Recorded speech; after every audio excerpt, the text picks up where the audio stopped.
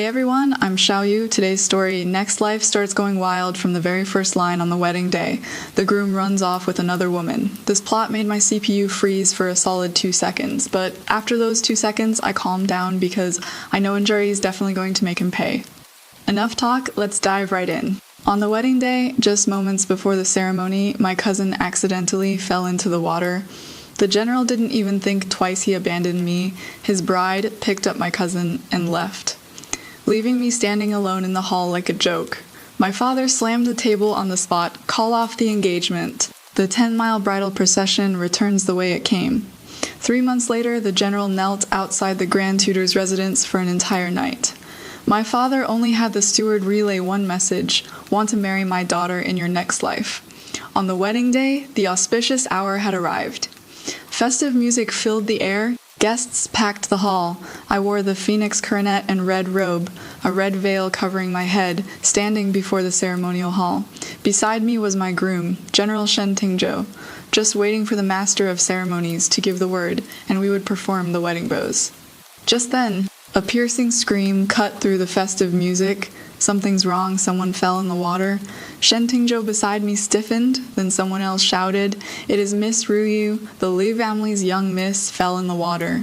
Li Ruyu as Shen Tingzhou's childhood sweetheart. The apple of his eye, I could feel him clench his fists. Under the red veil, the world was a blur of red.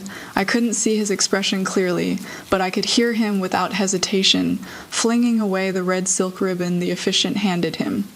The other end of that red silk ribbon was still held in my hand. He didn't even glance at me, didn't say a single word to me. His tall figure, bringing a gust of wind, rushed past me. The wedding hall was set up in the front courtyard of the prince's mansion. That artificial lake was not far away. The eyes of all the guests in the hall turned to follow him, leaving only me alone.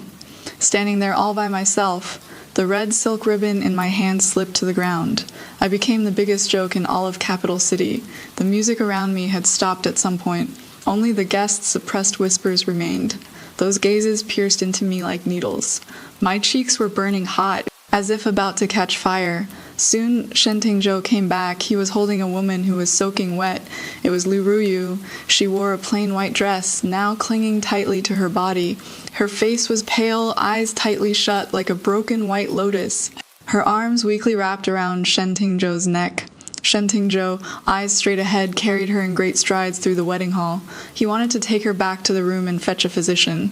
From start to finish, he never looked at me again, as if I were just an insignificant decoration. "Stop right there!" A furious roar like a thunderclap on flat ground. It was my father, the current Grand Tutor and Shrihai. He rose abruptly from his seat, his face ashen with rage. Shen Tingzhou's footsteps finally stopped. He turned back, frowning as he looked at my father-in-law. "This is a matter of life and death." His tone carried impatience. "Father-in-law." My father let out a cold laugh, his voice full of frost. "General Shen, this old man cannot afford to accept that title from you. Today my family's daughter stands here, waiting to perform the wedding ceremony with you.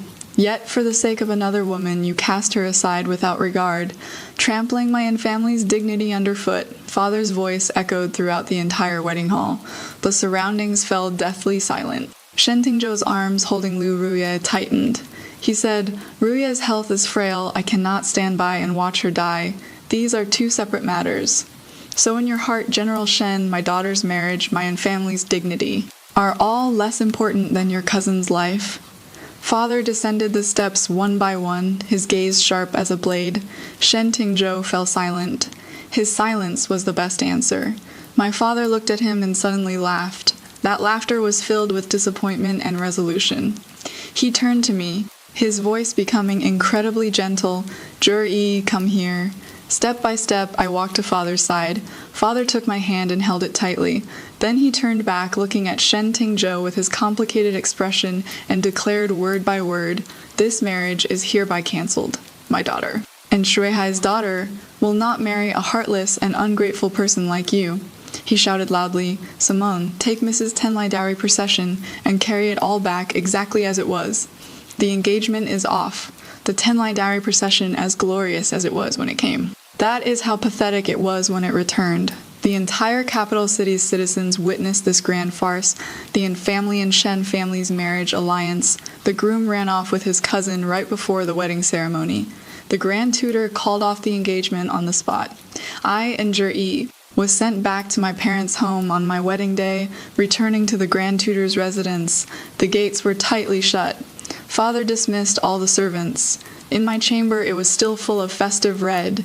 That heavy phoenix coronet and red robe was still on me. I walked to the mirror and slowly removed the phoenix crown from my head. It was so heavy it made my neck sore.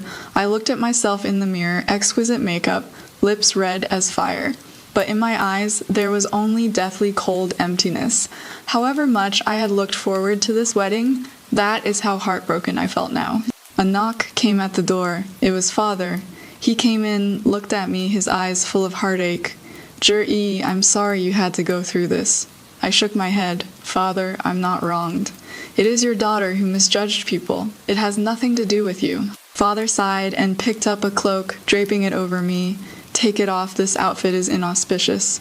I nodded and began to undo the buttons of the wedding dress. One layer, then another, until that glaring red garment was peeled away from my body. Only then did I feel like I had come back to life. Father, what about the Shen family? You don't need to worry about it. Father's voice was firm and resolute. From today on, our family and the Shen family have no ties whatsoever. So what if he Shen Tingzhou is a great general with illustrious military achievements, my daughter? And Shuihai's daughter is not someone to be bullied by anyone. Looking at my father's resolute profile, my eyes began to sting with heat. This is my family. No matter what I've done or what I've encountered, they will stand behind me without hesitation. Not like Shen Tingzhou, in his heart there are always people and things more important than me. That night, I came down with a high fever. In my delirium, I seemed to return to that wedding hall again. All around me were mocking gazes.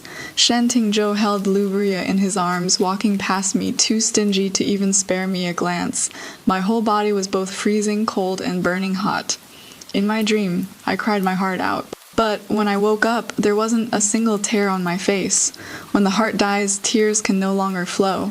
After the fever broke, the first thing I did was have the maidservants bring over all my account books. My dowry wasn't just the physical Tenli bridal procession. There were also the shops and estates spread across the country that my mother left me.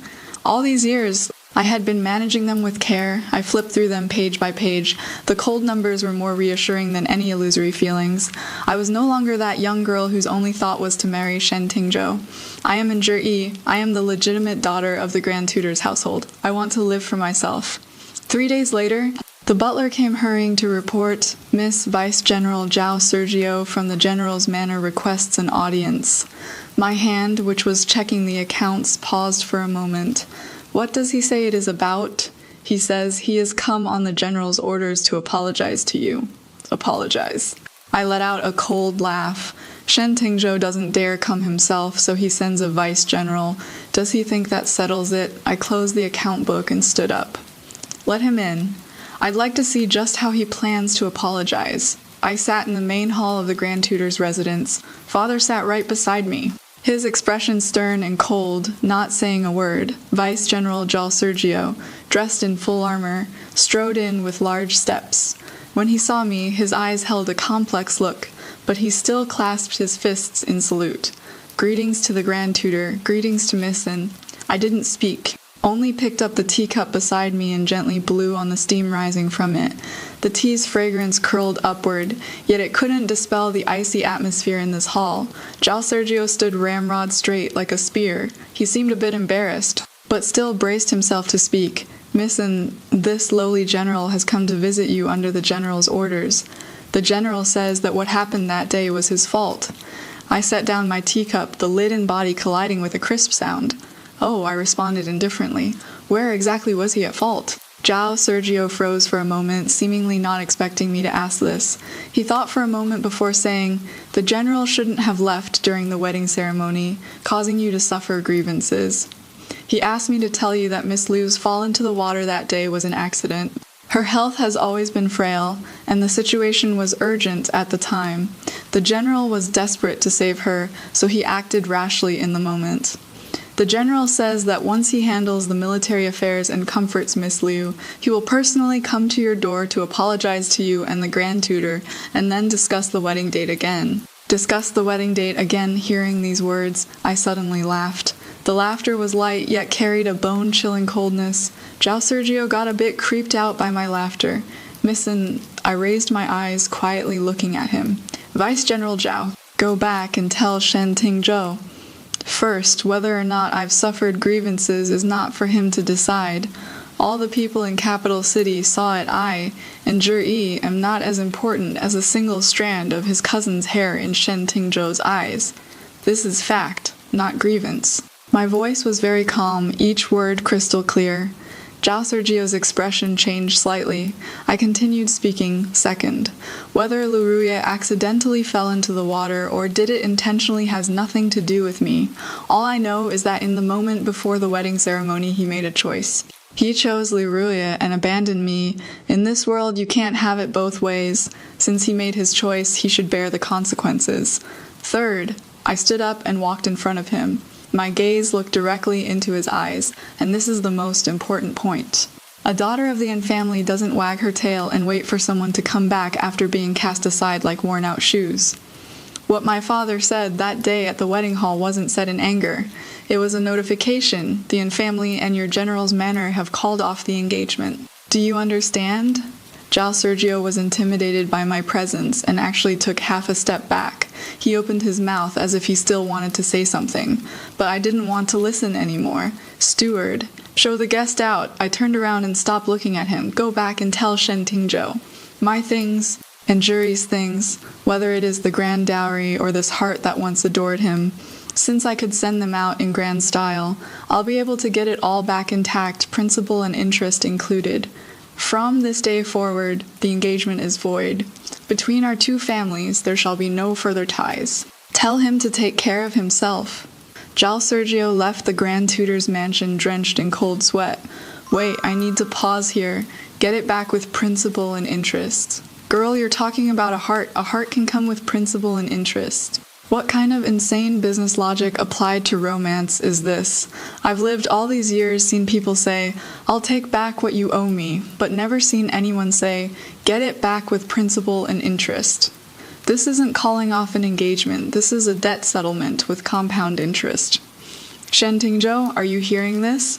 What you owe isn't just that 10-mile bridal procession, you owe a romantic debt with compound interest, and the market rate is still rising. I'm sure he'll relay my words to Shen Tingzhou word for word. As for how Shen Tingzhou will react when he hears it, I couldn't care less. Father looked at me, his eyes showing both relief and worry. Zhi, have you really thought this through?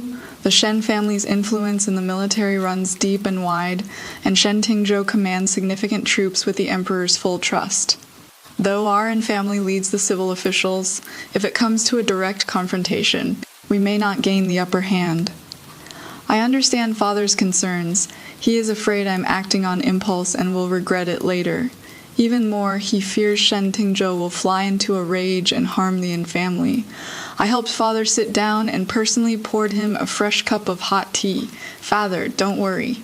Your daughter is not a 3-year-old child. I know what I'm doing. In the past, I thought marrying Shen Tingzhou, supporting my husband and raising children, would be my life's destination. For the sake of this destination, I suppressed all my sharpness and learned to be a gentle and virtuous lady of a noble family. But what was the result? I laughed self-mockingly. The result was, on my wedding day, I was abandoned like worn-out shoes and became the laughingstock of the entire capital city. At that moment, I understood mountains you rely on will collapse. People you rely on will run away. In this world, the only one you can rely on is yourself. I pushed an account book in front of Father. Father, take a look. Father picked up the account book with confusion and opened it. After just a few pages, his pupils shrank sharply. This is the dowry mother left me. Over these years, this is the small achievement I've managed. My tone was flat, as if I were talking about some insignificant little matter. But those astonishing figures in the account book left even the current Grand Tutor unable to remain composed. The capital city's largest silk and fabric shop, Jingsu Pavilion. the grain transport trading company connecting North and South Four Seas trading, the Tongji Hall medicine shops spread across the country, and those hot spring estates in the suburbs that countless people envied. Behind all these businesses, it was actually me. Father's fingers were even trembling slightly. He had always known I was intelligent, but never expected that I had unknowingly built such an enormous commercial empire. Zhi, you father, what your daughter wants to say is, our family need not fear the Shen family. He has military power. I have financial connections. If we really fall out where Shen Tingzhou's army gets its provisions and military pay will all depend on my and Zhi's mood. This is my confidence. My voice wasn't loud, but it was firm and resolute. Father looked at me, speechless for a long time. Finally, he let out a long sigh, and in that sigh was relief, pride, and heartache. He raised his hand and patted my head. Good, good, truly worthy of being my and Shuhai's daughter. Whatever you want to do, go ahead and do it. Even if the sky falls, your father will hold it up for you. With father's words, I had no more worries. In the following days, I completely emerged from the inner chambers of the Grand Tutor's manor. I was no longer that young missin waiting to be married, but the true person in control behind all the major shops. I began frequently summoning the various shopkeepers, adjusting business strategies. The first strike was aimed at the cloth shop under the name of the Wang family, relatives by marriage of the Shen family, and headed by Vice Minister of Revenue Wang. I had Jingxi Pavilion launch several completely new fabrics with novel patterns and excellent quality. The price, however, was 30% cheaper than the Wang family's cloth shop. In an instant, all the noble ladies and young misses of the entire capital city flocked to Jingxi Pavilion. The Wang family's cloth shop became so deserted, you could catch sparrows at the door. Within 10 days, Vice Minister Wang personally came calling, wanting to beg me to show mercy. I had the butler directly refuse him. Business is like a battlefield. There is no room for sentiment. At the same time, rumors about the general's manor also intermittently reached my ears. It was said that Liu Ruwei was recovering from illness at the general's manor and had never left. Shen Tingzhou had sought out every famous physician in the capital city for her, with medicine and tonics flowing endlessly day after day. Some even saw Shen Tingzhou personally accompanying Liu Ruwei on walks in the general's manor's garden. The two behaved intimately, looking just like a perfect couple. The prevailing sentiment in the capital city was also quietly changing. Some said Miss Anne was too decisive and unforgiving. Some said Miss Liu and the general were childhood sweethearts to begin with, and if the Yin family hadn't interfered, they would have been a match made in heaven. I turned a deaf ear to all these rumors and gossip. Mouths belong to others, but life is my own to live. I had no time to deal with these boring disputes of the tongue. I was busy expanding my business empire to twice its size. I wanted everyone to know that I and Zhi could live well without anyone. Even better, in fact, in the blink of an eye, a month had passed. As autumn deepened, the palace held a banquet, inviting all the princes, high officials, and their families. This was my first appearance at such a public occasion since the broken engagement incident. When the invitation was delivered to my hand, I could even imagine what kind of looks those people would give me at the banquet. Sympathy, pity, schadenfreude. My maid Chantao was somewhat worried. Miss, how about we claim illness and don't go? I put down the account book in my hand, picked up that gold-embossed invitation, and smiled, why not go? I and Zhi haven't stolen or robbed anyone. I've conducted myself properly and sit upright. Why should I hide? Go. Not only will I go, but I'll go in grand style. On the day of the banquet, I dressed up carefully. I chose a moon-white flowing brocade gown with auspicious clouds, embroidered in silver thread as a subtle pattern on the hem. Unlike the red of the wedding day, flamboyant and eye-catching, yet in its understated way, it revealed an indescribable magnificence. I wore no powder or makeup, only a touch of crimson on my lips. My long hair was loosely pinned up with a white jade hairpin my mother had left behind. My whole person was cool as the moon, yet carried a distant aloofness that kept others 1,000 miles away. The moment I stepped into the great banquet hall, all the clamor instantly stopped. Countless gazes turned toward me in unison. I could sense the amazement, astonishment, and scrutiny in them. I acted as if I noticed nothing, walking straight to my father's side and gracefully taking my seat. Father cast me a look of approval. My daughter should have this kind of bearing. Halfway through the banquet, I excused myself for some fresh air and walked out to the corridor outside the hall. The evening breeze was slightly cool, dispersing the wine and powder scents from the hall, clearing my head considerably. I leaned against the railing and gazed into the distance, looking at that bright, pure moon at the horizon. Behind me, a series of steady footsteps approached. Those footsteps, I was once so familiar with them, I didn't turn around. Missin, it has been a while. Shen Tingzhou's voice rang out behind me, deep hoarse, carrying emotions I couldn't understand. I turned around and looked at him calmly. He had changed too. In just a month, he'd gotten much thinner, with faint dark circles under his eyes. A dark brocade robe made his complexion look even colder and sterner. Only those eyes that were once full of vigor and confidence now showed nothing but complexity. Thanks to General Shen's blessing, all is well. My tone was polite yet distant. As if talking to a stranger, he seemed stung by my coldness, his brows furrowing tightly. Zhi, I know you're still mad at me. That day I acted in haste and didn't think things through. Ruyu, she has been in poor health since childhood. I couldn't just watch something happen to her. The same old spiel again. I've heard it so much my ears are about to grow calluses. I suddenly found it a bit amusing. General Shen, I interrupted him. I think you've got something wrong. I'm not mad at you. He froze. Anger is an emotion reserved only for people you care about, and you, to me, have long been someone insignificant. So whether your childhood sweetheart lives or dies, whether you've thought things through, it has nothing to do with me. You also don't need to explain to me again and again, because I don't care. Every word was like a frozen knife stabbing fiercely into his heart. His face instantly turned deathly pale. He looked at me, his eyes full of disbelief. Insignificant, he muttered to himself, as if he didn't understand the meaning of those words. Zhi, we grew up together, all these years of bond. I let out a soft laugh. General Shen's childhood sweetheart is Miss Liu. What does it have to do with me and Zhi, as for that so-called engagement? It vanished into thin air the moment you carried your cousin and rushed out of the wedding hall. If you came here today to say these pointless words, then I'm afraid I can't keep you company. I turned to leave. But he stepped forward and grabbed my wrist. His hand was burning hot, and his grip was strong. Let go. I shouted sharply, my gaze instantly turning cold. I won't let go. His voice also carried anger and stubbornness. And Zhi, do you have to be this heartless? You clearly know that in my heart. Who is in your heart has nothing to do with me. I forcefully shook off his hand, took a step back, and put distance between us. Shen Tingzhou, put away that self-righteous rhetoric of yours. You were the one who abandoned me first, and now you're putting on this lovey-dovey act for whose benefit? If you don't find it disgusting, I feel embarrassed for you. Oh right, I forgot to tell you something. Looking at his livid face, I suddenly smiled. That plot of land in the south of the city, I bought it. I heard that General Shen originally planned to build a martial arts training ground there for your soldiers. I'm really sorry. I'm planning to build Capital City's largest pleasure house there, specifically to entertain those wealthy ladies and young misses.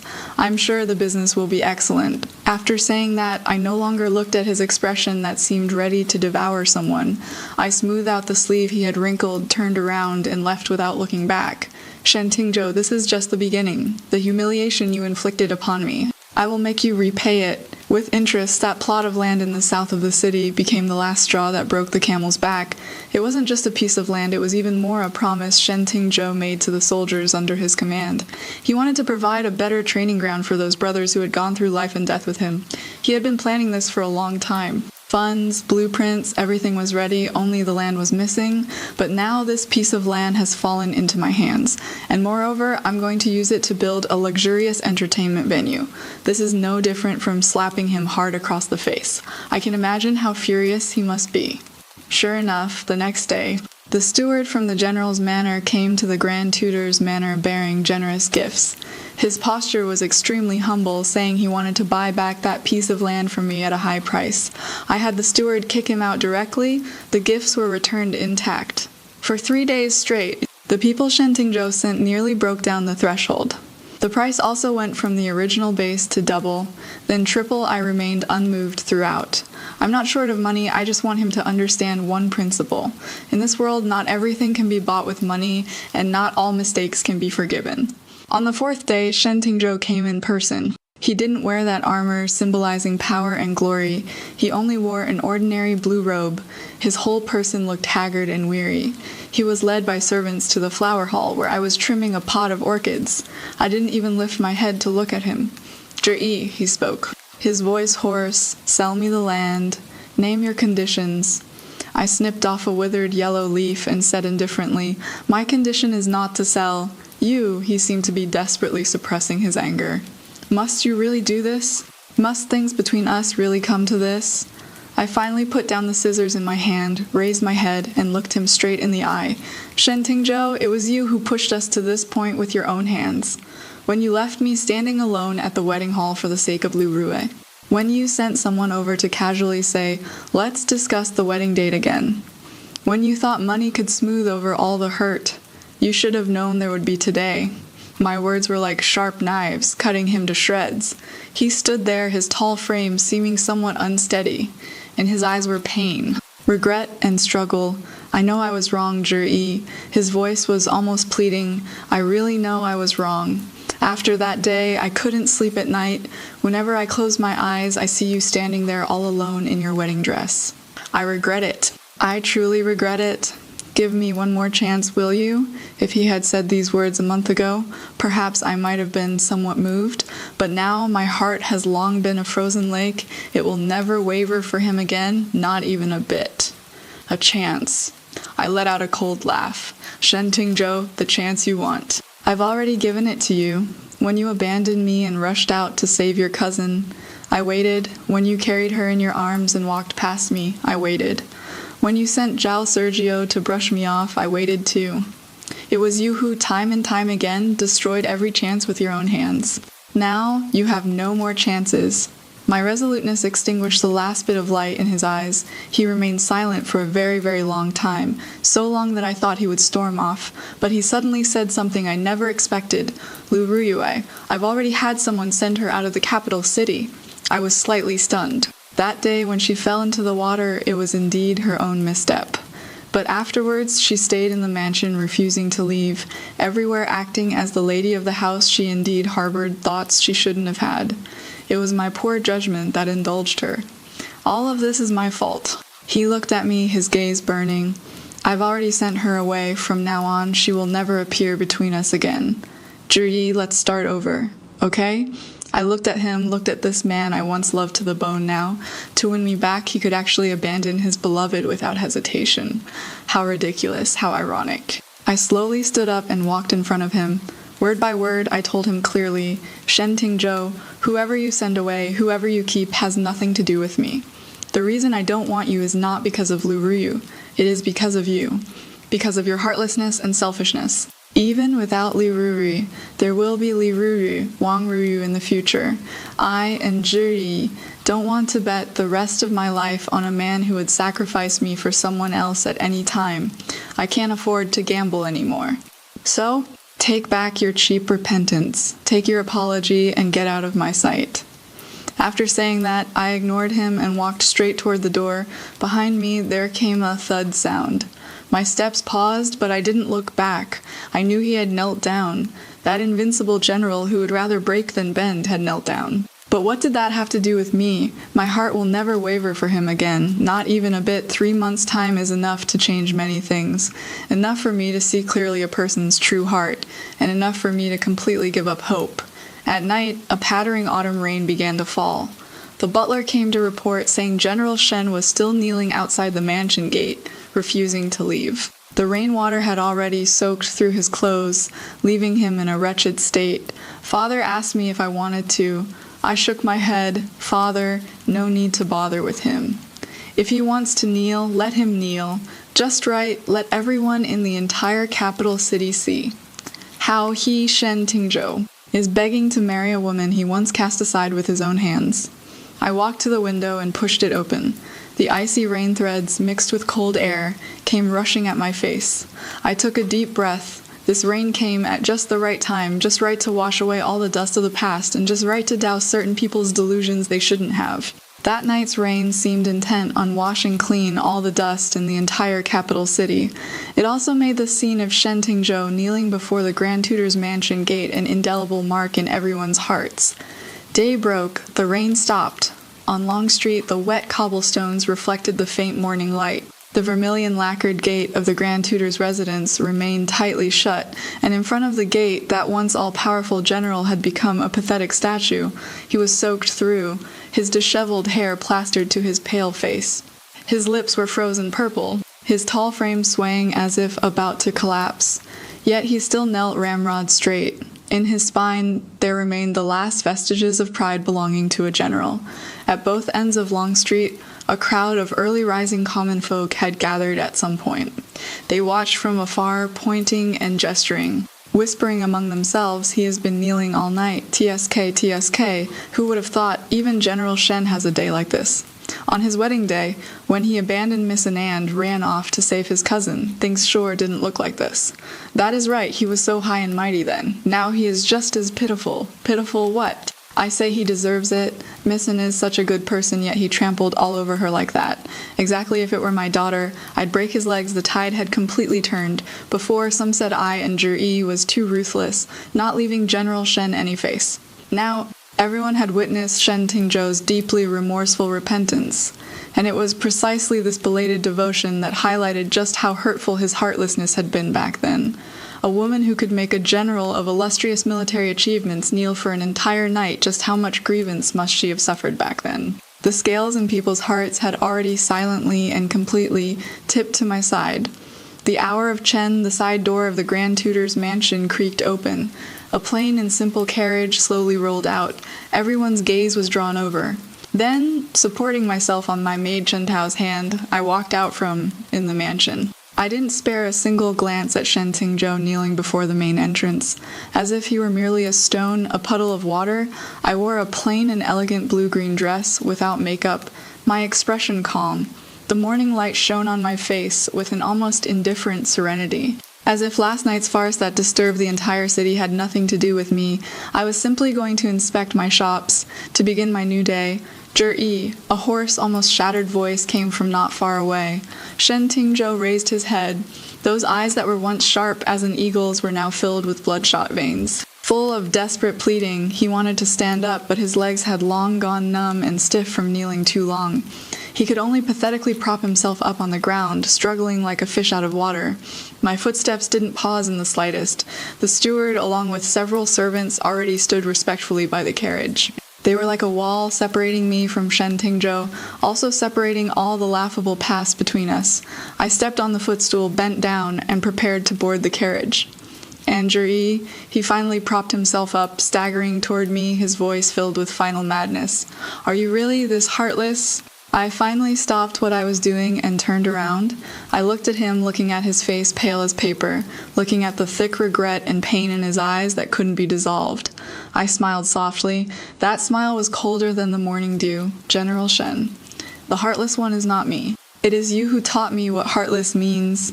On our wedding day, you cast me aside like worn-out shoes. Did you ever think about whether I would be heartbroken? Now you kneel here for one night, and on what grounds do you think I would soften? My heart and Zhi's heart died long ago in that wedding hall, the moment you held Lu Ruye and turned to leave. It already died. How could a dead person have a heart?"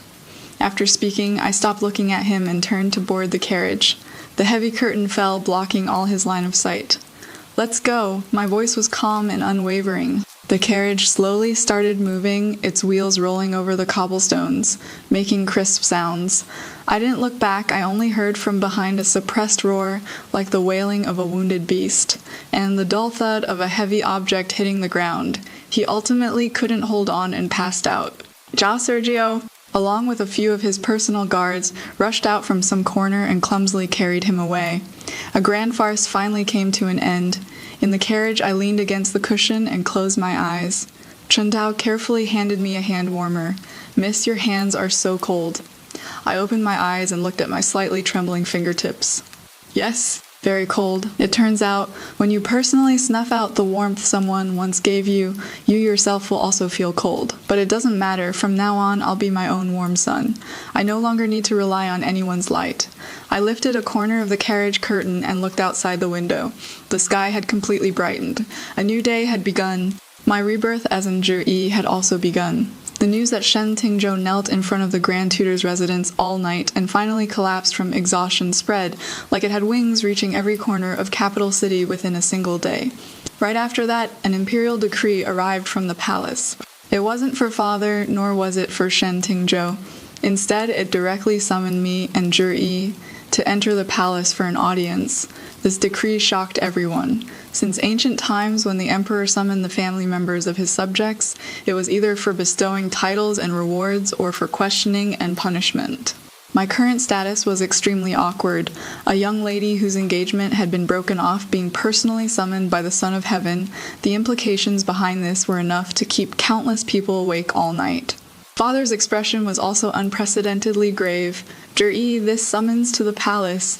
I'm afraid fortune and misfortune are hard to predict. His Majesty the Emperor relies heavily on Shen Tingzhou, viewing him as the nation's sharp blade. Now that this blade has harmed itself because of you, His Majesty must be displeased. He may use the nation and its stability as justification to force you to compromise. I understand Father's concerns. The art of emperorship has always been about balance and checks. Our family is the head of civil officials. The Shen family is the peak of military generals. A marriage alliance is the situation His Majesty would be most pleased to see. Now that the marriage has fallen through, causing a huge uproar throughout the city, even affecting Shen Tingzhou's condition, His Majesty will inevitably intervene. I straightened Father's collar for him, but my expression was very calm. Father, please rest assured. Your daughter knows what to do. What His Majesty wants is a stable overall situation. What your daughter wants is fairness and dignity. These two things are not mutually exclusive. Seeing the composure and determination in my eyes, Father's tightly furrowed brows finally relaxed slightly. Good, remember, no matter what happens, the Yin family will always be your backing. I changed into a proper palace dress, neither ostentatious nor disrespectful. Following the eunuch who had delivered the decree, I entered that magnificent and majestic palace. Inside the imperial study, sandalwood incense wafted through the air. The current Son of Heaven stood by the window, hands clasped behind his back, gazing at a pot of clivia outside the window. He wasn't wearing dragon robes, only a bright yellow everyday garment, making him look like an ordinary wealthy patriarch. But I knew that beneath that seemingly placid exterior lay the unfathomable mind of an emperor. Your subject and Zhi pays respects to His Majesty, the Emperor. May your Majesty live 10,000 years, 10,000 years, 10,000 times, 10,000 years. I knelt and performed the ritual. My posture standard and impeccable, rise. His Majesty the Emperor's voice revealed neither pleasure nor anger. Thank you, Your Majesty. I stood up, bowed my head, and stood to the side, quietly waiting. He didn't speak immediately. The imperial study fell into an oppressive silence. He was testing my composure. I too remained still as a mountain. After a long while, he slowly turned around, his eyes sharp as torches looking at me. And Zhi, do you know your crime? These 3 words were like a boulder thrown into a lake, stirring up 1,000 ripples. He didn't ask if I felt wronged. Didn't ask for my reasons right from the start. He asked about my crime. This was the might of the Son of Heaven. In his eyes, there was no right or wrong, only advantages and disadvantages. The conflict between Shen Tingzhou and I had affected the stability of his court. Therefore, I was guilty. I didn't panic and knelt down again. Your subject is slow-witted and doesn't know what crime she has committed. Please enlighten me, Your Majesty. Neither servile nor overbearing. I threw the question back at him. His Majesty the Emperor seemed not to have expected me to be so composed, and a flash of surprise crossed his eyes. He paced over to stand before me, looking down at me from above. Shen Tingzhou is a pillar of the state. The safety of the northern frontier rests entirely on him. Now, because of his private affairs with you, he is restless and anxious, wasting away to skin and bones, even harming himself at the palace gates. You've made him lose his edge and clouded his mind. That is your crime. What a fine case of turning black into white. I sneered inwardly, but my face remained calm. Your Majesty, my father always taught me cultivate oneself, regulate the family, and only then can one govern the state and bring peace to the world. General Shen cannot even regulate his own family. For his own selfish desires, he broke our engagement and humiliated me and the family first. This shows his character is flawed. Now he is dispirited over personal feelings. Casting aside his duties and the safety of the border, this shows his resolve is weak. I believe that a general with flawed character and weak resolve can hardly bear the weight of being called a pillar of the nation. If the safety of the northern frontier truly depends solely on such a person of weak will, that would be the nation's greatest calamity. My words were crystal clear, each sentence piercing to the heart. I didn't defend myself with a single word of grievance, but pointed all my criticism at Shen Tingzhou's character and ability. You say he is important. I'll tell you someone like him doesn't deserve to be important. The atmosphere in the imperial study was oppressive to the extreme. His Majesty, the Emperor's expression, darkened bit by bit. He hadn't expected that a seemingly delicate woman would have such sharp words and audacity. He stared at me intently, his eyes roiling with fury. I knew I was walking on the edge of a cliff when the Son of Heaven rages, a million corpses fall. But I'm not afraid, because what I said is the truth, is reason. Just at this tense moment, a gentle voice came from the doorway. Father Emperor, your son believes Missen's words are reasonable. I looked toward the voice. I saw a young man wearing a moon-white brocade robe walking in slowly. His face was like jade, his temperament refined and elegant, yet between his brows there was a clarity and calmness that ordinary princes didn't have. It was the second prince, Xiaoyu, that idle prince from the rumors who didn't concern himself with court affairs, only loved poetry and books, and was sickly and frail. He nodded slightly at me, which counted as a greeting. Then he turned toward His Majesty, the Emperor, and bowed respectfully. Father Emperor, for a general's talent, virtue and temperament are of primary importance. General Shen's actions this time were indeed biased and his temperament greatly disrupted. If we blame the victim because of this, I'm afraid it will break the hearts of subjects throughout the realm. Moreover, Miss Anne is unafraid of power, steadfastly guarding her own dignity and that of her family. Her integrity is admirable. If all women had such integrity, why would we worry about the nation not prospering? His words, neither biased nor partial, cleverly elevated my personal conduct to the height of family and national integrity, both giving His Majesty the Emperor a way out and affirming my position. His Majesty the Emperor looked at the son of his expression complicated. After a long while, the anger on his face finally slowly faded. He let out a long sigh and sat back on the dragon throne. Enough. You young people's affairs. I won't interfere anymore. And Zhi, remember this. Never push things to the extreme. Always leave yourself a way out. These words were both a warning and a concession. This subject thanks His Majesty, the Emperor, for his teachings. I kowtowed again. I knew that in this round I had narrowly won. Walking out of the imperial study, the warm sunlight fell on me, and only then did I realize my back was already soaked with cold sweat. Miss Anne, the second Prince Xiaoju's voice sounded from behind me. I stopped, turned around, and curtsied to him. Thank you, second prince, for helping me out of that situation. He smiled gently, that smile like a spring breeze brushing across one's face. Miss Anne need not be so polite, I merely spoke the truth. He looked at me, his eyes full of admiration. I've long heard that the Grand Tutor's daughter is exceptionally intelligent. Seeing you today, I finally understand that fame doesn't do you justice. You are more interesting than the rumors suggest. Interesting, I raised my eyebrows slightly. This was the first time I had heard such an evaluation from a man. Not beautiful, not gentle, not virtuous, but interesting. This made me curious about this second prince before me, who seemed to be indifferent to worldly struggles. After returning from the palace, I shut myself in the study for a whole day. I was doing a post-mortem analysis, reviewing that thrilling game of wits with His Majesty the Emperor, also reviewing the sudden appearance of the second prince Xiaoyu. Did he really just happen to pass by and help me out of that situation? I don't believe it in the imperial family. There are never any coincidences. Every word he says, every action he takes must have its deeper meaning. He seemed to be helping me, but in reality he was using my voice to warn Shen Tingzhou, or even testing His Majesty, the Emperor's attitude toward Shen Tingzhou. This is a player who hides his true depths extremely well, and I, in his eyes, am perhaps a very interesting piece on the board. Thinking of this, not only did I not feel anger at being used, but instead felt a kind of excitement at meeting a worthy opponent. Shen Tingzhou is merely a stumbling block on my path in life, and I've already kicked him aside. But this game before me, this entire capital city, and even the entire realm, this is the battlefield I'm truly interested in. I spread out a map showing the distribution of power in the capital city on my desk.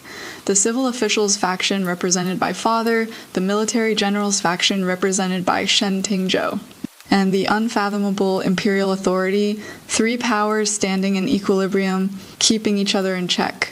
Now, because of my broken engagement, a crack has appeared in the balance between civil and military forces, and the several adult princes have long been secretly cultivating their own power bases. The first prince is brave and martial with military backing. He is a supporter of Shen Tingzhou. The third prince's maternal family is powerful with relatives forming an intricate network. And this seemingly most harmless second prince, Xiaoyu, with my brush, I heavily circled his name. He might just be the ally most worth investing in for my future. Just as I was pondering, the butler knocked and entered.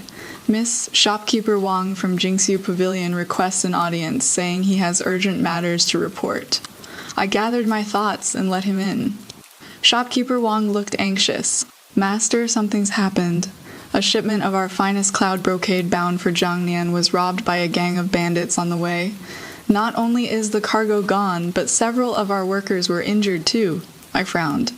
Bandits, what does the government office say? The government office sent people to suppress them. But those bandits are cunning as hell, hiding all over the mountains, impossible to catch. And also, shopkeeper Wang hesitated. Speak.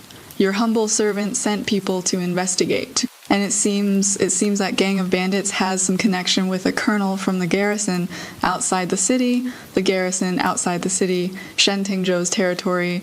I understood instantly. This wasn't a simple bandit robbery, this was retaliation. It was a precision strike against my business empire by Shen Tingzhou's allies, the first prince's faction. They wanted to use this underhanded tactic to cut off my income and force me to submit. How much was lost? I asked coldly. That shipment of cloud brocade was worth 100,000 taels of silver. 10,000 liang, enough to cripple any merchant family. Shopkeeper Wang's face was full of heartache and worry, but I smiled. Very good, since they dare to make a move, we'll take it on. It is just 100,000 taels, isn't it? I can afford the loss. But I must get my revenge for this. I looked at Shopkeeper Wang, my eyes flashing with a cold light. Listen, go do 3 things right now. First, settle the injured workers properly, give them enough money for medicine, and tell them that the An family will bear all the losses. Second, spread the word that I, and Zhi am wealthy and don't care about this small loss, and post a reward of 50,000 taels of silver for the head of that bandit leader. Third, and most important, I lowered my voice, send a message to the dragon head of the Xiao gang at Sihai Tong for me. Ask him to help me find out exactly where that batch of goods is hidden now. Bandits robbed goods for money, such a large batch of cloud brocade. They couldn't possibly burn it, they must be looking for channels to sell the stolen goods. As long as the goods still exist, I have ways to make them return to their rightful owner. Shopkeeper Wang left to carry out the orders. I looked out the window as night fell deeper. First Prince Shen Tingzhou, do you think you can defeat me like this? You're really underestimating me.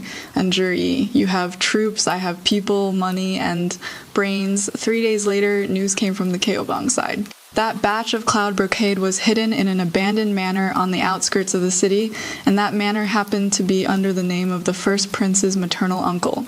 Uncle Chen, the evidence was conclusive. I didn't immediately report it to the authorities. Reporting to the authorities would only catch a few small fries and couldn't touch the mastermind behind it at all. What I wanted to play was something much bigger. I wrote a letter and had my trusted aide deliver it to the second prince's residence. In the letter there were only 8 characters. The mantis stalks the cicada, unaware of the oriole behind. That night, dark moon and high winds. The manor under Uncle Chen's name suddenly erupted in raging flames. The firelight shot up to the sky, dyeing half the night sky red. By the time the capital garrison's fire brigade arrived, the entire manor, along with the 100,000 taels worth of cloud brocade hidden inside, had all burned to ash when Uncle Chen got the news. He was so angry he vomited blood on the spot. In the mansion, the first prince smashed a whole room full of porcelain. They thought it was my people who set the fire, that it was my revenge of choosing to be shattered jade rather than intact tile. Only I knew the fire wasn't set by me. It was the second Prince Xiao Jingyan's people. He understood my plan, and moreover, he did it even more ruthlessly than I would have. I only wanted to reclaim the goods and leave them with neither money nor goods. But he, with a single fire, burned all the evidence, making the first prince and Uncle Chen suffer such a huge loss in silence, yet unable to point even a finger at us. Because that night, I was at the capital city's largest restaurant, Zuixian Tower, hosting a banquet for several business partners, with countless witnesses. And the second Prince Xiao Jingyan was in the palace playing chess with His Majesty the Emperor, staying until late at night. Both of us had perfect alibis. The next day, Zuixian Tower, Xiao Jingyan and I sat facing each other in an elegant private room. He personally poured me a cup of tea. This move of scorched earth strategy was truly brilliant. He looked at me, smiling like a fox that had stolen something tasty. I picked up the teacup and took a light sip. Your Highness's move of framing and shifting blame was even more masterful, wasn't it? That fire, I presume the capital garrison has already found the traces left behind by the arsonist. For example, a waist token belonging to General Shen's personal guards. A flash of genuine surprise, Xiao Jingyan's eyes then. He clapped his hands and laughed heartily. Ha ha ha, Missin, you truly are the most interesting woman I've ever met. Cooperating with you is truly one of life's great pleasures. I set down the teacup and smiled as well. Cooperating with your Highness is also Juri's honor. We smiled at each other, everything understood without words. A brand new chess game had already been quietly laid out. He and I are each other's most attuned chess players, and Shen Tingzhou, the first prince, and even this entire imperial court will all become chess pieces on our board. As for Shen Tingzhou, I heard that when that waist token used as evidence was delivered before him, he couldn't defend himself with 100 mouths, was summoned into the palace by His Majesty the Emperor, and was harshly reprimanded for a full hour. When he came out, his face was ashen as death. He probably will never understand until his death. What he thought was just a romantic entanglement between a man and a woman had actually long since evolved into a life or death struggle for power. And he, from beginning to end, was merely the first chess piece to be sacrificed, pitiful yet laughable. That fire that burned 100,000 taels worth of cloud brocade also ignited a silent storm in the imperial court. Shen Tingzhou was summoned into the palace by His Majesty the Emperor and made to stand in the imperial study for a full hour. No one knows what His Majesty the Emperor said to him. They only know that when he came out, his complexion looked worse than a corpse. The military training matters for the troops stationed outside the city, originally under his charge, were also transferred to the Ministry of War by an imperial decree from His Majesty, the Emperor. This was tantamount to stripping away part of his military authority. The first prince's faction was even more fearful for their own safety, becoming much more restrained in their actions. They racked their brains but couldn't figure out how that waist token belonging to Shen Tingzhou's personal guard ended up at the fire scene. They suspect it was me, but have no evidence whatsoever. They suspect even more that this was a frame-up by the second prince, Xiao Jingyan. But on that day, Xiao Jingyan stayed in the palace from beginning to end, playing chess with His Majesty the Emperor, never once stepping outside the palace gate, for a time within the imperial court. Undercurrents surged violently, everyone caught a whiff of something extraordinary, and I and Juri, at the very center of the storm, was leisurely playing a game with second Prince Xiao Jingyan in my own garden. On the board, black and white were clearly divided, decisive in attack and defense. Missin, this move of pulling the rug out from under has truly opened my eyes. Xiao Jingyan placed a stone, cutting off my white dragon. His tone was full of sincere admiration. I picked up a stone, blocking his path, and smiled faintly. Your Highness's feint, now that is truly a stroke of genius. Shen Tingzhou now, I'm afraid, has already become a discarded piece in the first prince's eyes. A general who could so easily be framed and even implicate his commander had lost all value of being trusted. Xiao Jingyan looked at me, the appreciation in his eyes unconcealed. He is not a discarded piece, he is a sacrificial pawn. From the moment he lost his composure over a woman on his wedding day, he was destined for this end.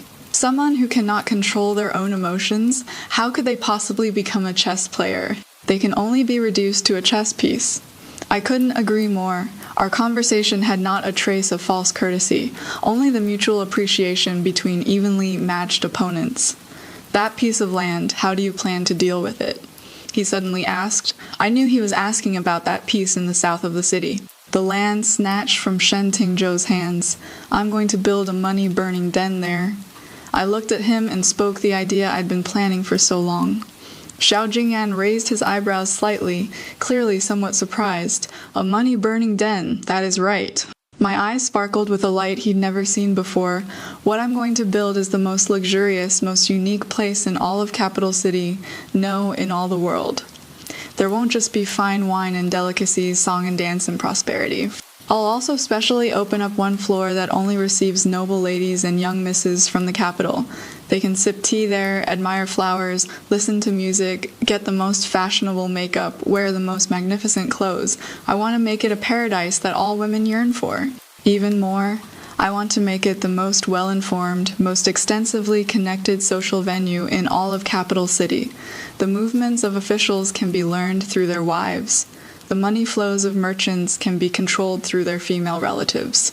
I want that money-burning den to become an invisible net, covering the skies above the entire capital city. And I will be the one weaving that net. Xiao Jingyan quietly listened to my grand vision. The surprise on his face slowly turned into shock. He'd always thought that my revenge against Shen Tingzhou, my building a commercial empire, was for self-preservation, was to fight for my dignity. It wasn't until this moment that he understood. My ambitions go far beyond this. What I want is real power to speak. A force that can stand on equal footing with imperial authority and all the officials in court. Good. After a long while, he finally uttered that single word. Whatever you need manpower or official protection, just say the word. This prince will be your most solid ally. I smiled. Thank you, Your Highness. However, for me, there are no permanent allies, only eternal interests. I hope we can continue to cooperate pleasantly. Seeing my candid manner, he smiled too. Naturally. 1 month later, on that once barren land in the southern part of the city, a magnificent and splendid pavilion rose from the ground. I named it Glaze Pavilion, taking the brilliance of glazed glass and the prosperity of the marketplace. Invitations for the opening were sent to every prominent household throughout the capital city. At the same time, at the general's manor, Shen Tingzhou hadn't gone out for a very long time. Every day he would just sit in his study staring at that forged fire scene evidence for the entire day. He couldn't figure it out. Truly couldn't figure it out. Just who was it that set up such an elaborate scheme behind the scenes? He calculated everything him, the infamily, the first prince, even his majesty, the emperor. The first person he thought of was me, but he quickly dismissed it. In his heart, although Njari was clever, she was ultimately just a sheltered lady. She might have a head for business, but could never possess such meticulous scheming for power. He thought of the second prince, Xiao Jingyan, but Xiao Jingyan's indifference to worldly affairs and his frail health were already deeply ingrained in people's minds. He couldn't find any motive or evidence. He felt like he was trapped in a giant spider's web. The more he struggled, the tighter he was bound, until Jal Sergio placed a gold-embossed invitation on his desk. General, this is sent by someone from Missanak. On the invitation were the elegant characters announcing the opening of Lully Workshop. Shen Tingzhou looked at that invitation as if seeing my mocking smile. He suddenly clenched the invitation in his palm and crumpled it into a ball. That building was erected on the very spot where he had once wanted to build a training ground for his soldiers, built with the spoils of war won after he was humiliated and schemed against. This wasn't just humiliation, this was a declaration that the era of I and Zhi has arrived, and he, Shen Tingzhou, was losing bit by bit even the qualification to be my opponent. His throat turned sweet, and a mouthful of fresh blood spurted onto the documents before him. staining red that puzzle he would never be able to see through. On the opening day of Lully House, the spectacle was unprecedented. It seemed like all the powerful and noble figures of the entire capital city poured out in full force. In front of the entrance, luxurious carriages of all kinds lined up from one end of the street to the other. Finely dressed guests, with curiosity and scrutiny, stepped into this legendary den of extravagance. Then, everyone was stunned by the scene before their eyes. There wasn't a trace of vulgarity here. The entire Lully house, with its understated yet luxurious style, refreshed everyone's perception of pleasure establishments. The floor was paved with smooth white jade, and the walls were adorned with calligraphy and paintings by masters from previous dynasties. The air was filled with an elegant, specially made incense. Maids dressed in uniform, simple yet elegant attire moved about, all smiles and proper in their manners. The first floor was a grand hall for ordinary guests to drink and listen to music. The second floor had private rooms, providing discreet meeting spaces for officials and merchants of status, and the most mysterious third floor was not open to any men. That place was the Kimeng Pavilion, exclusively created for the noble ladies and young misses of the capital city. Inside were the most comfortable cushioned couches, the freshest melons and fruits, the rarest flowers. There were also top embroiderers invited from Jiangnan and perfume masters from the western regions. Whatever any woman desired could be found here. I wore a moon-white long dress, standing behind a screen on the third floor, quietly watching everything before me. I did not appear in person. Regarding the owner of Lully House, there was much speculation from the outside world. I prefer to maintain this sense of mystery. The more mysterious, the more awe-inspiring. Boss, everything went smoothly. Shopkeeper Wang walked over and reported in a lowered voice. The most prominent princesses and madams in the capital have all come. The private rooms on the second floor are also all full. It is just what? I asked. The young master of Lord Wang, the vice minister of revenue, is in the first floor hall and seems to have drunk too much. He is causing a scene. My eyes turned cold. The Wang family is related by marriage to Uncle Chen, the maternal family of the first prince. They've come to wreck the place. No need to alert the government office. I'll go see for myself. I straightened my clothes and put on a silver butterfly mask, covering the upper half of my face. Then, surrounded by a group of maidservants, I slowly walked down the stairs. The moment I appeared, the entire first floor hall fell silent. Everyone's eyes were drawn to me. They were all guessing who this woman in a mask with such a powerful presence could be. That young Master Wang was drunkenly shoving a maidservant, cursing with foul language. What kind of shitty place is this? 100 taels of silver for one pot of wine. Are you people robbing us? Call your boss out here. This young master wants to see who dares to run this kind of crooked shop in the capital. I walked up to him, my voice cold and clear. I am the boss. Young Master Wang squinted his drunken eyes and looked me over, when he saw my graceful figure and the stunning beauty faintly visible beneath my mask. A lascivious gleam flashed in his eyes. Oh, so it is a little lady. How about this, keep me company for a drink, and we'll call it even for today's matter. What do you say? He reached out his hand, wanting to touch my face. The guard beside me immediately stepped forward and blocked his way in front of me. I raised my hand to stop the guard. Then, I looked at young Master Wang and suddenly smiled. If young Master Wang wants to drink, naturally that is fine. It is just, I'm afraid young Master Wang can't afford it. Ridiculous, in all of Capital City, is there any wine this young master can't afford? He sneered. I slowly walked to his side, leaned close to his ear, and spoke softly in a voice only the two of us could hear. 3 days ago, at the gambling house in the southern part of the city, you lost 3,000 taels of silver. That money was embezzled from the Ministry of Revenue's public funds for purchasing military provisions. If this matter were to reach your father, Minister Wang, or if the first prince were to find out, before I could finish my words, young Master Wang instantly sobered up. The drunkenness and lasciviousness on his face turned into terror and pallor. He looked at me as if he had seen a ghost. How do you know this? He had done this matter extremely secretly, only heaven and earth knew. Absolutely no third person should know. I didn't answer him, I simply straightened up, my voice returning to its cold tone. Now, do you still think the wine here is expensive? Young Master Wang's whole body was trembling, cold sweat streaming down his forehead. He looked at me, his eyes full of fear. He finally understood that today he had provoked someone he absolutely should not have. Not expensive, he stammered. I failed to recognize a great person. I drank too much and spoke nonsense. I offended the proprietress. As he spoke with a smack, he actually slapped himself hard across the face. Then, stumbling and crawling, he fled from Lully workshop. The farce came to an end. The entire hall was so quiet you could hear a pin drop. Everyone looked at me, their gazes changed, from previous curiosity and scrutiny to deep wariness. I looked around, my voice not loud, yet it clearly reached everyone's ears. Lully workshop opens its doors for business and values harmony bringing wealth. We welcome every guest who sincerely comes to spend. But whoever wants to cause trouble here needs to first weigh whether they have the capital for it. I, Missin, though, merely a woman, am definitely not a soft persimmon for anyone to squeeze. Having said that, I no longer paid attention to everyone's astonished gazes, turned around, and leisurely went upstairs. Miss and I had revealed my identity. From today on, I want everyone in the entire capital city to know I and Zhi have returned, not as the Grand Tutor's daughter, nor as Shen Tingzhou's former fiancée, but as the master of Lully workshop, a woman no one could afford to provoke, in a secluded corner on the second floor. Xiao Jingyan drained the wine in his cup in one gulp. His eyes sparkled with an excited and infatuated light. On Zhi, he murmured to himself, "Just how many more surprises do you have that this prince doesn't know about?" The opening of Lully workshop was like a massive boulder thrown into the deep waters of the capital city, and the scene where I publicly put young Master Wang in his place stirred up even greater waves. Overnight rumors about me and Zhi spread like wildfire. Some said I was ruthless and merciless with an unfathomable background.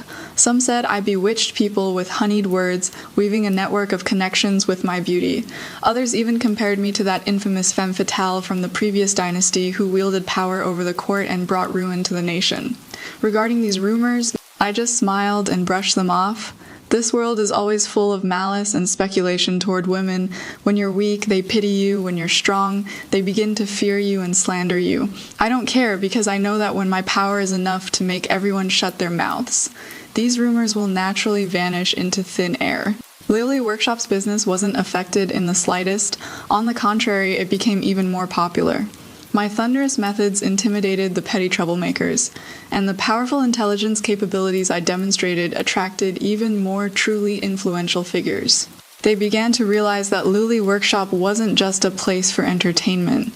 More than that, it was a platform where information could be exchanged, deals could be made, and even fates could be changed. I and Zhi, the master of this platform, had become a target that various factions either wanted to win over or eliminate. On this day, I was in the Qimeng Pavilion, having tea with the wives of several important court officials. The atmosphere was harmonious, filled with cheerful laughter and conversation. From their casual chat, I had already pieced together several major events that had recently occurred at court. For instance, His Majesty the Emperor intended to lift the maritime trade ban, but faced strong opposition from several conservative old officials. For instance, the first prince had been making frequent moves in the Ministry of War recently, seemingly wanting to grab all the power that Shen Tingzhou had lost. This information seemed useless on the surface, but to me it all pointed to the direction of my next moves in the game.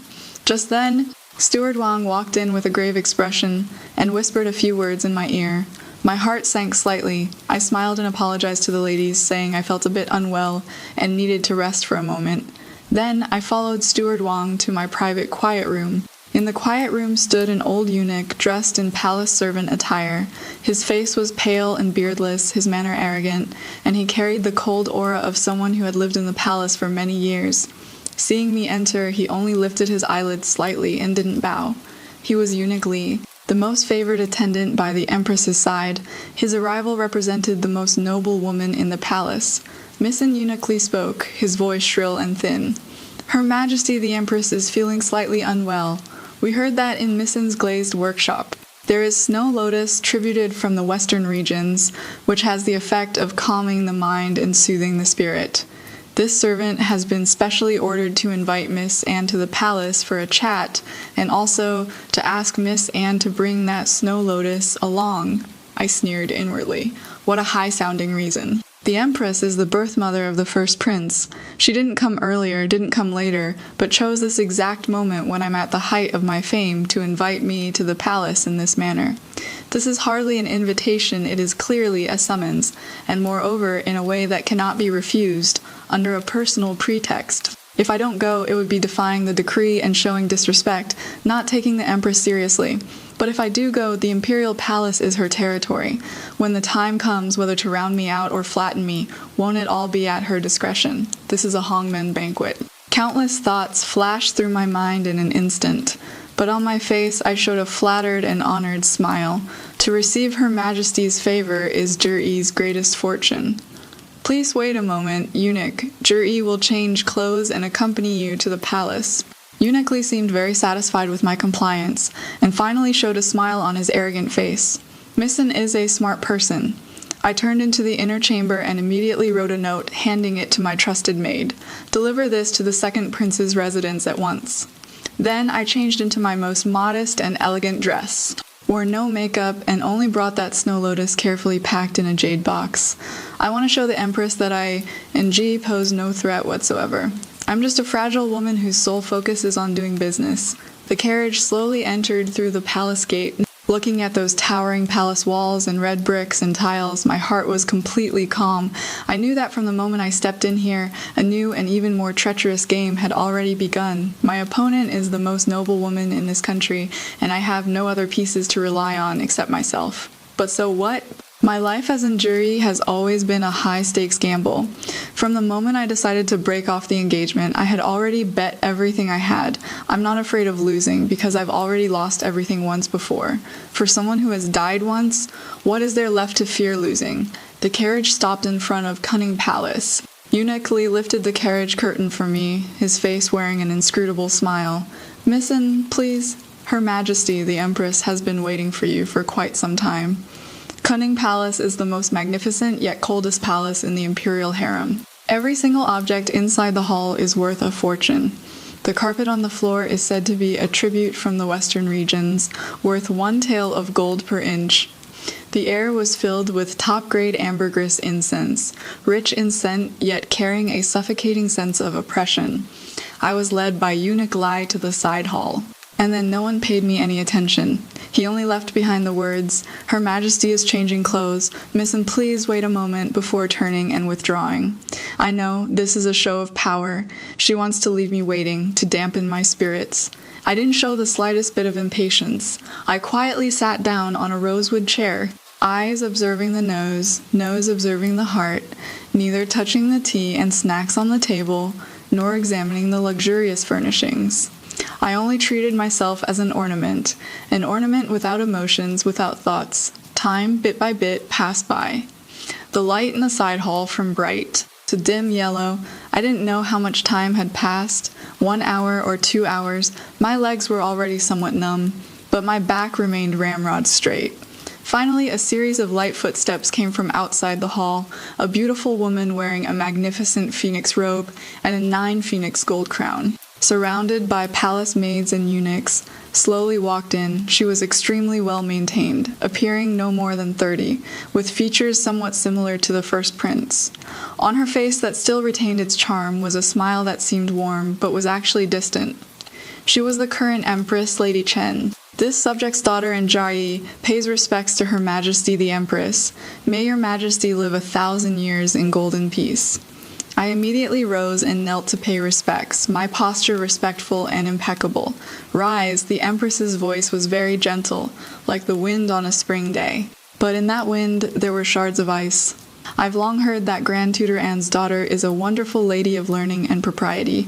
Seeing you today, your reputation is indeed well deserved. She sat down in the seat of honor, picked up the ginseng tea offered by a palace maid, and gently blew on it. She didn't grant me a seat, so I could only stand respectfully in the hall. I heard you opened a glassware workshop, she asked, seemingly casually. In response to your Majesty, it is just a small business of the subject's daughter to earn some cosmetics money. I replied with my head lowered, Cosmetics money?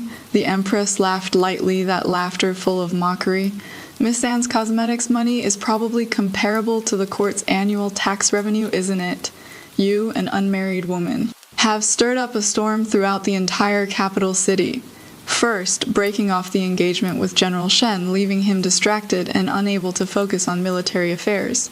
Then using cunning means to seize what wasn't yours, ruining General Shen's plan to train troops for the nation. And now, you've even opened a den of extravagance, causing the families of court officials to linger and forget to return, corrupting public morals. Her voice grew colder with each sentence. Anzhi, do you know that every single one of your crimes is a grave offense? The last 4 words she practically shouted. An overwhelming pressure instantly enveloped the entire side hall. The palace maids and eunuchs around all fell to their knees in fright, trembling, but I still stood straight. I raised my head, meeting her sharp gaze, and spoke neither humbly nor arrogantly. Your Majesty, this subject's daughter does not understand what grave offense. Breaking off the engagement with General Shen was because he publicly went back on the betrothal and humiliated me first. If I had swallowed my pride, what would be lost is my and family's reputation built over generations. And even more so, the dignity of all women in the world. That land in the south of the city, I purchased it fairly from the government office. With real silver, how can it be called scheming or plundering? General Shen's dedication to serve the country is certainly admirable. But that doesn't mean he can force a sale and treat the law as nothing, does it? As for the Lully workshop, I run an honest business fair to young and old alike. All who come are guests, free to stay or leave as they wish. If we're talking about corrupting morals, are all the other taverns and tea houses in the capital also dens of depravity? I believe that if you stand straight, you don't fear a crooked shadow. Everything I've done is blameless before heaven and earth, blameless before my conscience, and I've never violated any laws. I wonder where this grave crime your Majesty speaks of comes from. My words rang with conviction. I refuted each and every one of her accusations. The Empress's expression completely darkened. She hadn't expected me to dare talk back to her face. She stared at me fixedly, angry flames bursting from her eyes. What a sharp tongue! She suddenly smashed the teacup in her hand onto the ground. A crisp crack sounded as porcelain shards scattered everywhere. And Anzhi, do you think this palace is here to reason with you? This palace summoned you here today. Not to listen to your excuses. I'm giving you only 2 choices. First, shut down your glazed workshop immediately, stay in the mansion obediently from now on, and never show your face in public again. Second, I will arrange a marriage for you and have you married off far away to Jiangnan. Out of sight, out of mind. Choose for yourself. This was a naked threat. What she wanted wasn't reason, but my submission. She wanted to destroy everything I had worked so hard to build, completely reduce me back to nothing, or even exile me. I looked at her face, slightly twisted with anger. In my heart, I instead calmed down, slowly. I knelt down just when the Empress thought I was finally going to submit, a trace of smug, cold smile appearing on her face. I clearly, word by word, said, "This subject chooses neither path." This part made me stand up and applaud on the spot. The Empress gave 2 choices. First, shut down the business. Second, marry off to Jiangnan. A normal person under this pressure would at least hesitate for 3 seconds, but Anzhi directly knelt down. Everyone thought she was going to cave, then said to the Empress's face, "I choose neither." This move's dramatic tension was maxed out, and was there anything wrong with what she said? With national law above, freedom of marriage, freedom of commerce, all facts, this is what you call using one's own spear to attack one's own shield. However, I, Xiaoyu, need to remind everyone, if you encounter this kind of situation in real life, don't you dare imitate this. And Anzhi had Zhao Jingyan backing her up, but for us ordinary people. The outcome of going head-to-head with an empress in the palace, there is only one kind. The law comes first, marriage is autonomous, and trade is free. Unless there is an imperial edict from His Majesty the Emperor, no one has the right to force me. I raised my head and looked straight at her. Even if you are Her Majesty the Empress, you cannot. My words were like a resounding slap, harshly striking the Empress's face. The atmosphere in the entire side hall instantly froze. The color drained from Eunuch Li and the others, faces as they stared at me in horror. As if looking at a dead person, the Empress trembled all over with rage. She extended her finger, pointing at me, her lips quivering, unable to utter a word for a long time. You have such audacity. Saman, drag this disrespectful bitch down and slap her mouth. She finally tore off all pretense, revealing her hideous true face. Immediately, 2 burly nannies charged in from outside the hall. With sinister smiles on their faces, they closed in on me from left and right. I knew that today's beating was probably unavoidable, but there wasn't a trace of fear on my face. They could strike my face, but they couldn't break my backbone. Just as those 2 nannies' hands were about to touch my shoulders, a gentle yet slightly languid voice came from outside the hall. Mother Empress's place is quite lively today. Upon hearing this voice, everyone froze. The 2 nannies' movements also stopped in mid-air.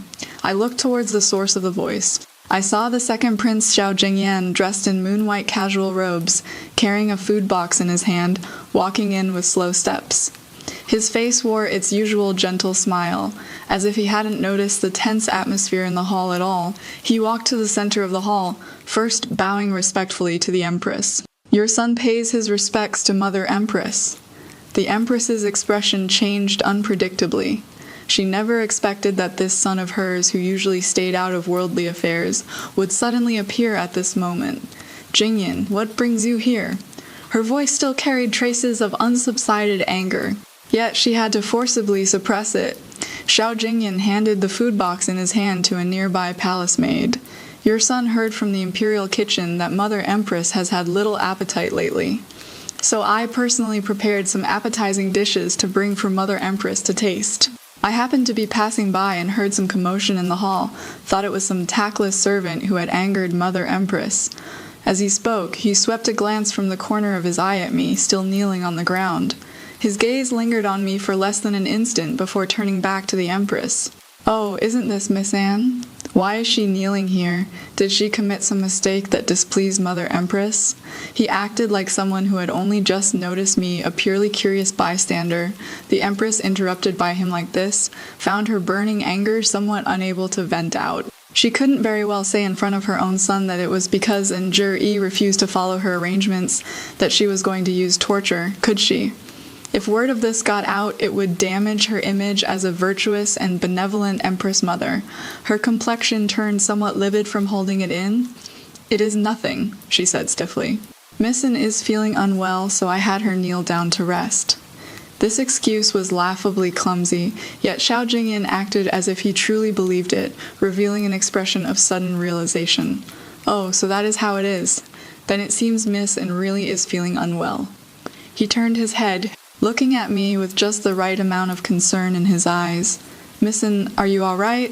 A few days ago, Father Emperor mentioned to me that Grand Tutor and teaches his daughter well, that Missin has inherited her father's style and is a model among the young ladies of the capital city. Father Emperor also said that the Lully workshop's business model is innovative, greatly promoting the commercial prosperity of the capital city, and is beneficial to both the country and the people, deserving of commendation. You must take good care of your health and not make Father Emperor and the Grand Tutor worry." These words of his were spoken lightly and casually, yet they were like thunderclaps exploding in the Empress's ears. Every sentence of his mentioned Father Emperor. First, he pointed out that His Majesty the Emperor thinks highly of me. Then he pointed out that His Majesty the Emperor considers Lully Workshop to be something beneficial to both the country and the people. This was equivalent to telling the Empress loud and clear, and Jiangnan is someone even His Majesty the Emperor values. Lully Workshop is a business even His Majesty the Emperor recognizes. If you touch her, you're going against His Majesty the Emperor. The Empress's complexion had already changed from ashen to deathly pale. Stupid as she was, she still caught the warning in Xiao Jingyan's words. She knew that today she couldn't touch me anymore. She looked at Xiao Jingyan, her eyes full of scrutiny and wariness. For the first time, she realized that this seemingly indifferent son of hers was far more complicated than he appeared on the surface. The atmosphere in the hall fell into an eerie silence. In the end, it was the Empress who backed down first. She took a deep breath and forced a stiff smile back onto her face. "Since Missin is feeling unwell, then go back and rest early. This palace is tired as well." This was her showing us the door. I secretly breathed a sigh of relief, knowing I'd made it through this ordeal. This subject takes her leave. I kowtowed respectfully, then stood up, and under Xiao Jingyan's concerned gaze, turned and walked toward the hall's exit. My steps were somewhat unsteady. My back had long been soaked through with cold sweat. As I reached the doorway, I brushed past Xiao Jingyan. I heard him say something in a low voice that only the two of us could hear. "Watch your step," I nodded slightly, didn't look back, and walked straight out of this gilded cage. The sunlight outside was somewhat blinding. I squinted my eyes and finally saw the path ahead clearly. I knew that from today on, the Empress and I were locked in a fight to the death, and the ship that Xiao Jingyan and I were on was now bound even tighter because of our common enemy. The road ahead would only become more treacherous, but I wasn't afraid because I was no longer fighting alone. On the way out of the palace, my mind was racing at full speed, reviewing every single detail of what happened at Cunning Palace today. The Empress's final concession definitely didn't mean she would give up just like that. Quite the opposite, today's setback would only make her even more furious from humiliation. Next time she made her move, she would surely be more covert and more vicious. If open suppression didn't work, she would move into the shadows. And blades from the shadows are the most wounding. When I returned to the Grand Tutor's residence, Father was already waiting at the door, looking anxious. Seeing me return safe and sound, he finally let out a long breath of relief. I briefly told Father what happened in the palace, leaving out the part about the second prince. After listening, Father's expression grew grave. "Zhi, this time you've completely offended the Empress. Her maternal family, the Chen clan, has considerable influence at court. From now on, I'm afraid they'll target our An family at every turn." I nodded. "Father, I know, but some things. If you take one step back, it is an abyss of 10,000 feet. Your daughter had no choice." Father looked at me, his eyes full of heartache and helplessness. "You've grown up and have your own opinions now. Father only hopes you remember that, no matter when, I will always be your most solid support." My heart warmed. After discussing countermeasures with Father for a moment, I returned to my own courtyard. Dismissing all the servants, I sat alone in the study. I needed to think about where the Empress would most likely strike next. Lully workshop after the incident with young Master Wang last time. The current Lully workshop had strict defenses. And with the second prince secretly looking after it, it wouldn't be easy to crush me through business means myself. Send assassins? The risk was too great. Once exposed, even the Empress couldn't bear the consequences. Then only the last one remained, which was also my weakest link, my father in Shrihai. He was the current imperial tutor, head of the civil officials, with students all over the land. A lifetime of integrity, upright and unbending. Trying to find fault with him was as difficult as ascending to heaven, but it is not about whether there are cracks. It is about whether there are people with ulterior motives looking to exploit them. As long as someone wants to frame you, they can always find an excuse. For example, if one of his students committed a crime, it could implicate the teacher, or an insignificant memorial could be taken out of context and slapped with a label of great disrespect. In the official world, sometimes destroying an honest official is easier than destroying a corrupt one. Thinking of this, alarm bells rang loudly in my heart. I can't just sit here waiting for death. I must strike first. I spread out a sheet of Xuan paper, picked up my brush, and wrote a few words on it. Ministry of Revenue, Uncle Chen, Grain Transport. The Empress is Uncle Chen's younger sister. Uncle Chen controls part of the power in the Ministry of Revenue. And the Ministry of Revenue is closely connected to grain transport. Grain transport is the nation's economic lifeline and also the place most prone to breeding corruption. I had the managers of Jingsu Pavilion and Sihai Trading use all their connections and channels to investigate. Investigate Uncle Chen. Investigate every person under him. Investigate every account related to grain transport. I don't believe that a person who could send his sister to the Empress's position and maintain the family's glory to this day would have clean hands. As long as he is human, he has desires. As long as he has desires, he will have weaknesses. I need to find his weakness. Then, before he makes a move against my father, I'll strike him first with a fatal blow. Just as I was busily arranging all of this, a piece of news came from the general's manor. Shen Tingzhou had fallen ill, and moreover, seriously ill. Ever since that day when he returned from the palace after being reprimanded by His Majesty the Emperor, he had been bedridden with a high fever that wouldn't break. All day long he would speak delirious nonsense. They say that in his dreams he kept calling out two people's names. One was Li Ruye, the other one is me. When this news reached my ears, my heart didn't waver in the slightest. He is sick, what does it have to do with me? His regret, his suffering, are nothing more than what he brought upon himself. I'm no longer that enduree whose heartstrings would be tugged by even the slightest emotional fluctuation of his. I just find it somewhat laughable. A general with illustrious military achievements, who never lost to thousands of troops and horses, was defeated by his own indecisiveness and poor judgment of character. Shentao brought me a bowl of lotus seed soup. She looked at me and said cautiously, "Miss, everyone outside is saying, General Shen probably won't make it. They also say that when he is unconscious, he keeps muttering that he is sorry to you." I picked up the spoon, scooped up a spoonful of lotus seed soup, and put it in my mouth. Very sweet. I looked out the window. The sky was gradually darkening, and a crescent moon quietly hung on the treetops. I said indifferently, "A chess piece about to be eliminated from the board. Does it matter whether it lives or dies? My battlefield is no longer on him. My enemy is that woman within the palace walls, wielding power. It is those deeply entrenched forces in the imperial court." Shen Tingzhou is nothing more than a shameful prologue in my life's journey, a chapter long since turned. The night was deep, I had no desire to sleep. I stood before the window, gazing at the cold moon on the horizon. I know a greater storm is about to arrive, and I have already sharpened my blade. This time, I won't wait for others to make their move. I will take the initiative to strike. I will completely shatter that blade hanging over my head, lurking in the shadows. Shen Tingzhou's illness spread like wildfire throughout the capital city. Some sighed with regret, saying a star general was about to fall. Some gloated, saying this was retribution for being heartless and disloyal. As for me, I didn't even have the slightest interest in paying attention, because all my energy was devoted to another net, a net woven specifically for Uncle Chen, an inescapable dragnet. The investigation went even more smoothly than I had imagined.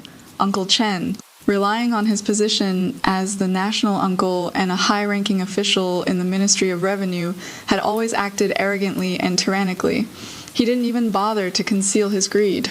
The Canal Gang brothers from Four Seas Trading quickly followed the grain transport accounts and uncovered a shocking big fish. Starting 3 years ago, Uncle Chen used his authority to collude with several major grain merchants in Jiangnan. They secretly replaced 30% of the grain transported annually to the borderlands military camps. They swapped the finest rice for old rice mixed with sand and stones, or even moldy brown rice. Then they sold the swapped-out fine rice at high prices, pocketing all the profits. 3 years, a full 3 years. Hundreds of thousands of soldiers in the borderlands had been eating food worse than what is fed to pigs and dogs, and the silver they embezzled amounted to as much as several million taels. This was a figure enough to shake the entire court. It was also a charge sufficient to doom the Chen clan beyond redemption. When I saw that secret ledger recording all transaction details obtained by the Canal Gang brothers at the cost of their lives, my fingers were cold as ice jade. I finally understood why Shen Tingzhou had fought so hard on the battlefield. Turns out his enemies weren't only at the borderlands. They were also in the capital city. Right here in this court, these parasites of the nation were using the soldiers' blood to fill their own coffers. I carefully put away the ledger. This was my trump card. I had originally planned to wait for a more suitable moment, to wait for a moment that could drag down both the Empress and the First Prince as well. But I never expected the Empress's counterattack to come so fast. So ruthless, that day, before dawn had even broken, the main gate of the Grand Tutor's mansion was awakened by a violent pounding. Hundreds of Imperial Guards stormed in like wolves and tigers. Leading them was the commander of the Imperial Guards, also a trusted aide under the First Prince. He held an imperial edict and read it expressionlessly. By the mandate of heaven, the Emperor decrees. Grand Tutor and Shuihai has formed factions for personal gain, plotted rebellion with conclusive evidence. Arrest him immediately, throw him into heavenly prison, and await judgment. All members of the Grand Tutor's mansion are to be confined in the mansion, forbidden to leave, by imperial decree. This imperial edict, like a bolt from the blue, exploded over the Yin family's residence. Father walked out from the inner room wearing only a thin robe. On his face there wasn't the slightest trace of panic, only a stern calmness. He looked at the Imperial Guard's commander and said coldly, "If you want to frame someone, you can always find an excuse. I and Shihai have lived my life loyal to the emperor and devoted to the country. Heaven and earth can bear witness. I'll go with you." I rushed out, trying to block father's path, but 2 imperial guards seized my arms and held me tight.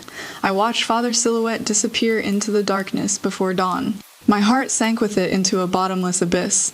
I knew this was the Empress's revenge. Unable to find fault with me, she turned her blade toward my most beloved father. She wanted to use this method to destroy my will and force me to submit. The Imperial Guard's commander walked up to me, a smug sneer on his face. "Listen, Her Majesty, the Empress, asked the subordinate to pass along a message to you," she said. "This is what happens when you don't obey." I raised my head and stared at him intently. In my eyes there were no tears, only a burning ice-cold flame. I looked at him and said, word by word, "You go back and pass along a message to the Empress for me too. Tell her, this game has only just begun. She'll soon find out what it means to play with fire and get burned." My voice was terrifyingly calm. The commander of the Imperial Guards was actually intimidated by the coldness in my eyes. Retreating half a step, he didn't dare look at me again and hurriedly left with his men. The vast Grand Tutor's residence was instantly sealed off. Outside the mansion gates were the Imperial Guards in their cold armor. Inside the mansion were servants in panic. Everyone thought the family was finished, only I knew this was not the end, but rather the beginning of my Enjur'i's desperate counterattack. The Grand Tutor's residence was surrounded, and Shihai was thrown into heavenly prison. This news, like a magnitude 12 earthquake, shook the entire capital city. Everyone understood this was a full-scale assault by the Empress Dowager's faction, and the first prince against the civil officials' bloc. The crime they fabricated was a secret letter allegedly found in my father's study, corresponding with remnants of the deposed crown prince. The handwriting was masterfully imitated, and the content was even more shocking. This was a capital offense. Once proven, the family would face the fate of total clan execution. In the imperial court, people were in panic. Father's students wanted to jointly petition to clear their teacher's name, but were suppressed by the first prince's faction with accusations of being accomplices, not daring to speak out. For a moment, dark clouds pressed down as if the city would crumble. Everyone felt that this time the family was doomed. The Empress sat in Cunning Palace, listening to Eunuch Li's report, showing the first satisfied smile she'd had in days. She seemed to already see me kneeling at her feet, groveling pitifully. However, she waited 3 days in the Grand Tutor's residence. There was deathly silence. I didn't cry, didn't make a scene, and didn't send anyone to beg for help from anyone. I just quietly stayed in my courtyard as if I'd been scared senseless. This abnormal calmness instead made the Empress feel a trace of unease. She didn't know during these 3 days, an invisible net had already quietly spread through the secret channels of Lully Workshop and Sihai Trading. That ledger recording all of Uncle Chen's criminal evidence, along with dozens of key witnesses, had all been safely transferred by me to an absolutely unexpected place. The second prince's residence, the 4th day morning court in the Golden Lewin Hall, the atmosphere was ominous. Father was brought out from the heavenly prison, though he wore prisoner's clothes and shackles. His back remained ramrod straight. His gaze, clear and resolute, swept over those former colleagues in the hall, the civil and military officials who were now silent as cicadas in winter. The first prince personally stepped forward, holding that forged secret letter, speaking passionately as he enumerated my father's 10 great crimes. Uncle Chen stood to the side, embellishing and exaggerating, his words wishing he could have my father subjected to death by 1,000 cuts immediately. His Majesty, the Emperor, sat upon the dragon throne, his face dark as water, revealing neither joy nor anger. It seemed he was waiting for something. Just as the first prince petitioned His Majesty, the Emperor, to issue an edict to have my father executed, according to law. Someone no one expected stepped forward. The second prince, Xiaoyu, he still had that refined and gentle appearance, looking as though he desired nothing from the world. He first respectfully bowed to His Majesty, the Emperor. Then he slowly began to speak. "Father Emperor, this son has a memorial to present." His voice wasn't loud, yet it clearly carried throughout the entire Golden Lewin Hall. The first prince furrowed his brows and said coldly, "Second brother, today we're trying the great treason case of Shihai. Whatever business you have, speak of it later." Xiao Jingyan didn't even glance at him, only addressed His Majesty the Emperor. Father Emperor, what this son wishes to present is precisely a case that is even more terrifying than treason, one that shakes the very foundation of the nation. As soon as these words came out, the entire court was shocked. In His Majesty the Emperor's eyes flashed a light difficult for others to detect. Speak. He said only one word, yes. Xiao Jingyan turned around, his gaze sharp as lightning, staring directly at Uncle Chen standing to the side. This son impeaches the official of the Ministry of Revenue, the current imperial Uncle Chen, for embezzling canal grain, illegally selling military rice, deceiving superiors, and concealing from subordinates, bringing disaster upon the nation and calamity to the people. His words were like thunder on flat ground, shocking everyone dizzy and dazed. Uncle Chen's complexion turned deathly pale in an instant. You're slandering me? He pointed at Xiao Jingyan, his voice trembling. Slandering you? Xiao Jingyan let out a cold laugh. He pulled out a ledger from his sleeve. It was precisely that ledger, the secret account book I had given him. Uncle Chen, do you recognize every name and every transaction in here? Also, those grain merchants from Jiangnan who colluded with you are waiting outside the palace gate right now. The 300,000 shy of refined rice you secretly stored in the suburban villa has also been seized by the soldiers of the capital garrison. The witnesses and physical evidence are all here. Do you still want to argue your way out of this? Each of Xiao Jingyan's words was like a heavy hammer. Pounding mercilessly on Uncle Chen's heart, his legs gave way, and his entire body collapsed to the ground. It is over. Everything is over. He never dreamed that something he'd done so flawlessly would be turned completely inside out by someone. The first prince's expression also turned extremely ugly.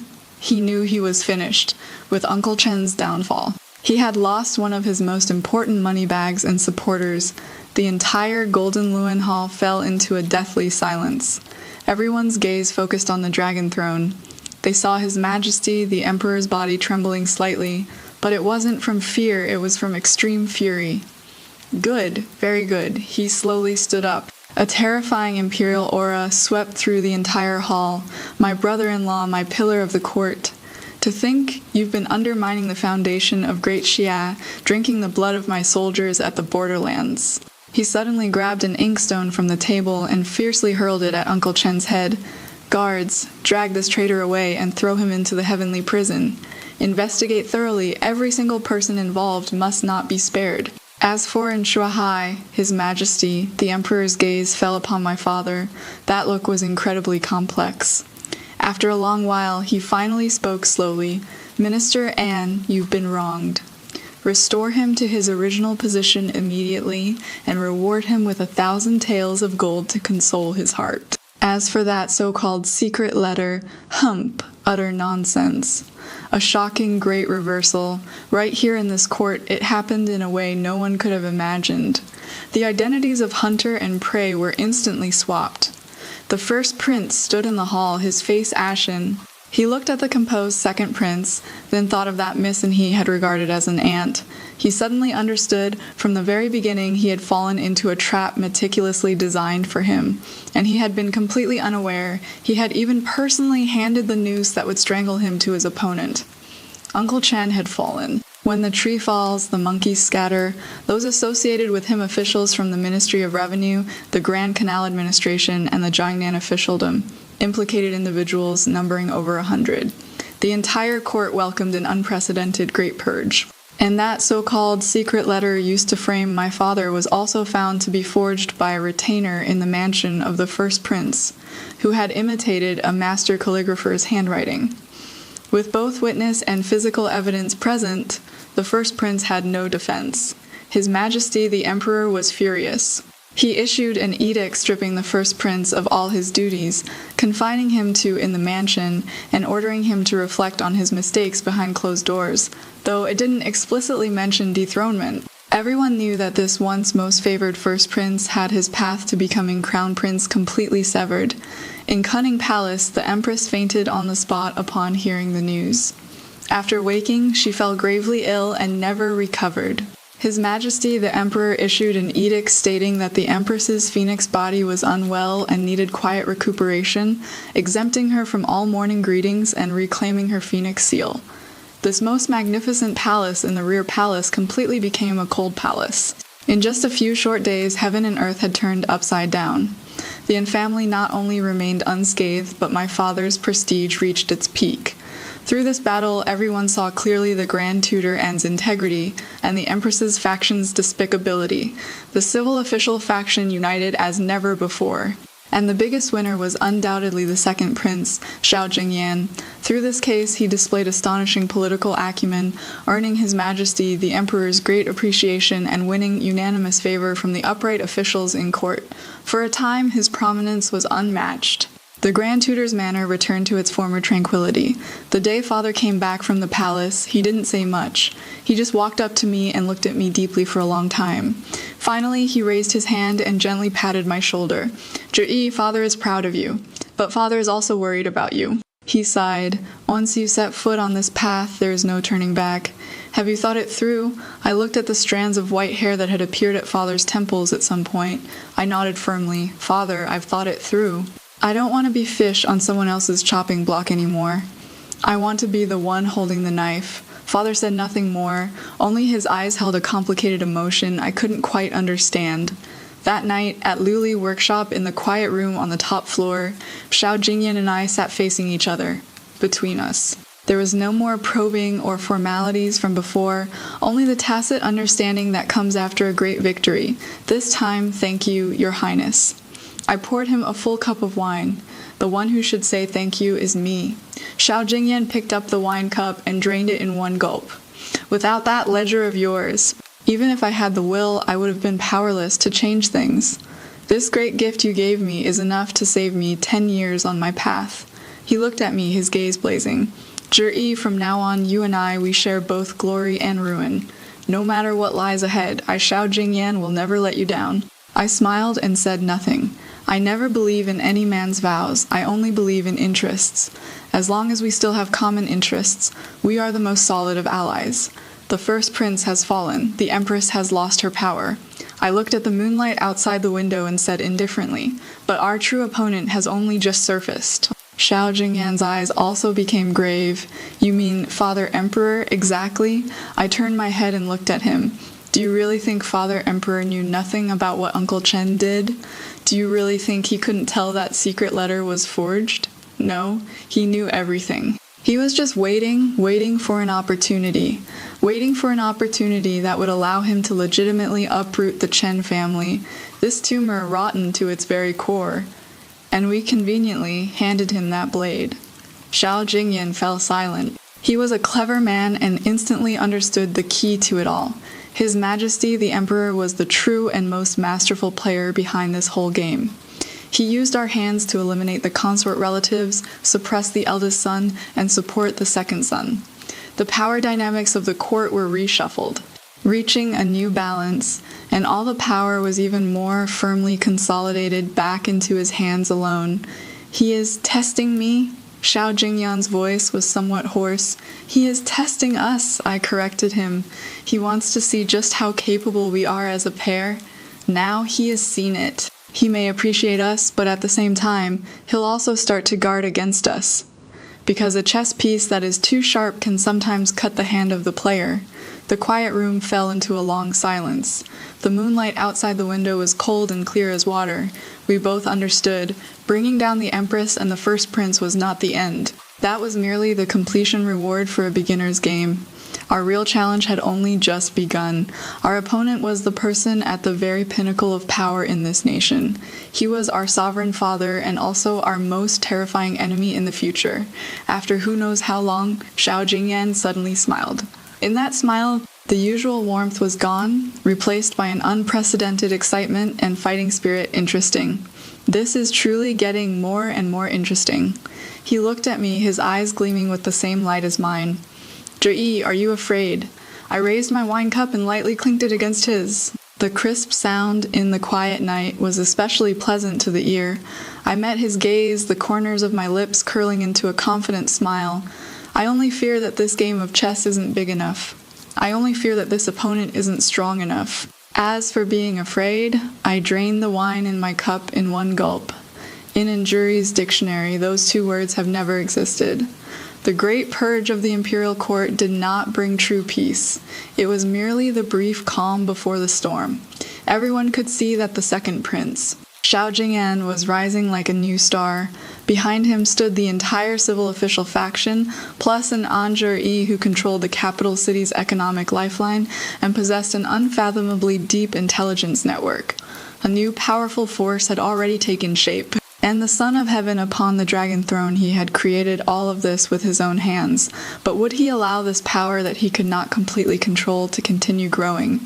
The answer was soon revealed. From the northern frontier came an urgent report. The barbarian tribes, taking advantage of our dynasty's internal turmoil, had torn up the peace agreement and launched a massive invasion. Several cities at the borderlands had fallen one after another. Beacon fires rose everywhere, and the common people were displaced. When the news reached the capital city, the entire court was shaken. This was a great national calamity, and also the best card in the monarch's hand. At morning court, His Majesty, the emperor, wore a face full of sorrow, deeply pained. He asked the officials who could serve as commander, lead troops into battle, and display our nation's might. The military general faction, due to its involvement in the case of the Shen family and the first prince, had long since withered away. The rest were mostly old generals, good at maintaining the status quo but lacking in initiative. No one dared to respond. Everyone's gaze, in unison, turned toward Shen Tingzhou. Although he had been stripped of his military authority, the northern frontier was a place where he had been stationed for 10 years. No one understood those barbarian tribes better than he did. But now he was bedridden with illness, practically a cripple, long past being fit for such great responsibility. Just then, His Majesty the Emperor's profound gaze slowly fell upon Xiao Jingyan. His voice was full of weariness, yet carried an irrefutable authority. With the nation in peril, my son should naturally share the burden for the country. Though you have never led troops, your intellect is exceptional. This can be seen from your suppression of the Grand Canal corruption case. I command you to serve as military supervisor, to campaign on my behalf, to command the 3 armies, and to depart immediately. This decree was like a giant boulder crashing into a calm lake. Everyone was stunned. Make a frail scholar serve as supreme commander of the 3 armies. Isn't this madness? On the battlefield, swords and blades show no mercy, and situations change in an instant. How could someone who had never been to battle command respect? How could he command thousands of troops? This wasn't a reward at all, it was clearly a death warrant. In the great hall, a wave of people instantly dropped to their knees. Father was the first to step forward, beseeching His Majesty the Emperor to reconsider. Your Majesty the second prince is worth his weight in gold. He should not personally risk such danger. Please, Your Majesty, choose another capable general. However, on His Majesty the Emperor's face there was not the slightest hint of wavering. He looked at Xiao Jingyan, his eyes carrying a strange light that mixed expectation with cruelty. My mind is made up. I trust that my son will not disappoint me. He turned his gaze toward my father, yet it seemed as though, through my father, he was looking at me. Before the troops move, provisions must go first.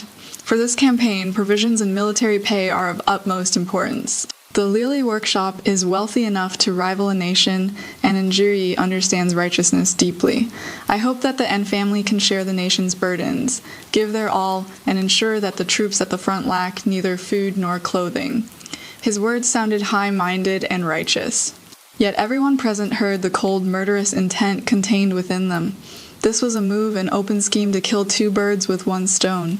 He wanted to throw Xiao Jingyan into the northern frontier, that most dangerous meat grinder. If victorious, it would be only natural a king's son fighting for his country. If defeated or even killed there, it could only be blamed on his own incompetence. At the same time, he wanted to use the lofty label of sharing the nation's burdens to pin me down firmly, making me drain all my financial resources to fill this bottomless pit. He wanted to bleed me dry and sever Xiao Jingyan's right arm. He wants to completely dismantle this alliance. We just formed one that makes him feel threatened, and then defeat us one by one. What a move! The art of a sovereign, ruthless, merciless, and impossible to refuse. Because what he is using is the righteousness of family and nation. Before these 4 words, any personal gains or losses seemed so insignificant. Xiao Jingyan stood in the hall, becoming the focal point of all eyes. I can imagine what kind of pressure he is facing at this moment, but he didn't hesitate in the slightest. He lifted his robe, and before His Majesty the Emperor heavily knelt down. "Your son accepts the decree." His voice was clear and resolute. "To ease father's worries, to serve the nation with loyalty, your son will not decline even at the cost of 10,000 deaths." At that moment, I seemed to see a gentle, jade-like white rabbit finally shedding all its disguise, revealing the claws and fangs that belonged to a lion. The day Xiao Jingyan set out for battle, fierce winds blew, banners covered the sun. He shed his brocade robes and donned cold armor. That gentle jade-like face, set against the helmet, now carried a few traces of iron-blooded killing intent. At the Tenli Pavilion outside Capital City, all officials came to see him off. I didn't go. I only stood atop the highest tower of Lully workshop, watching from afar as that massive procession, like a gray dragon, wound its way and disappeared into the horizon. I know that from the moment he left Capital City, the 2 of us each set foot onto our own respective battlefields. His battlefield was thousands of miles away in the frozen lands, a life-and-death struggle against the barbarian cavalry. And my battlefield was right here in this prosperous capital city, a silent game against that lofty son of heaven. His Majesty, the Emperor's decree came down swiftly. He ordered the establishment of the Military Supply Supervision Bureau to be directly governed by the Ministry of Revenue. The pretext was to better coordinate military supplies and support the front lines. In reality, it was reaching a hand directly into my purse. They would send people daily to verify the accounts of the glazed workshop and inventory my stock, using all kinds of reasons, demanding I donate batch after batch of supplies, from grain and cloth to gold, silver, and medicinal materials.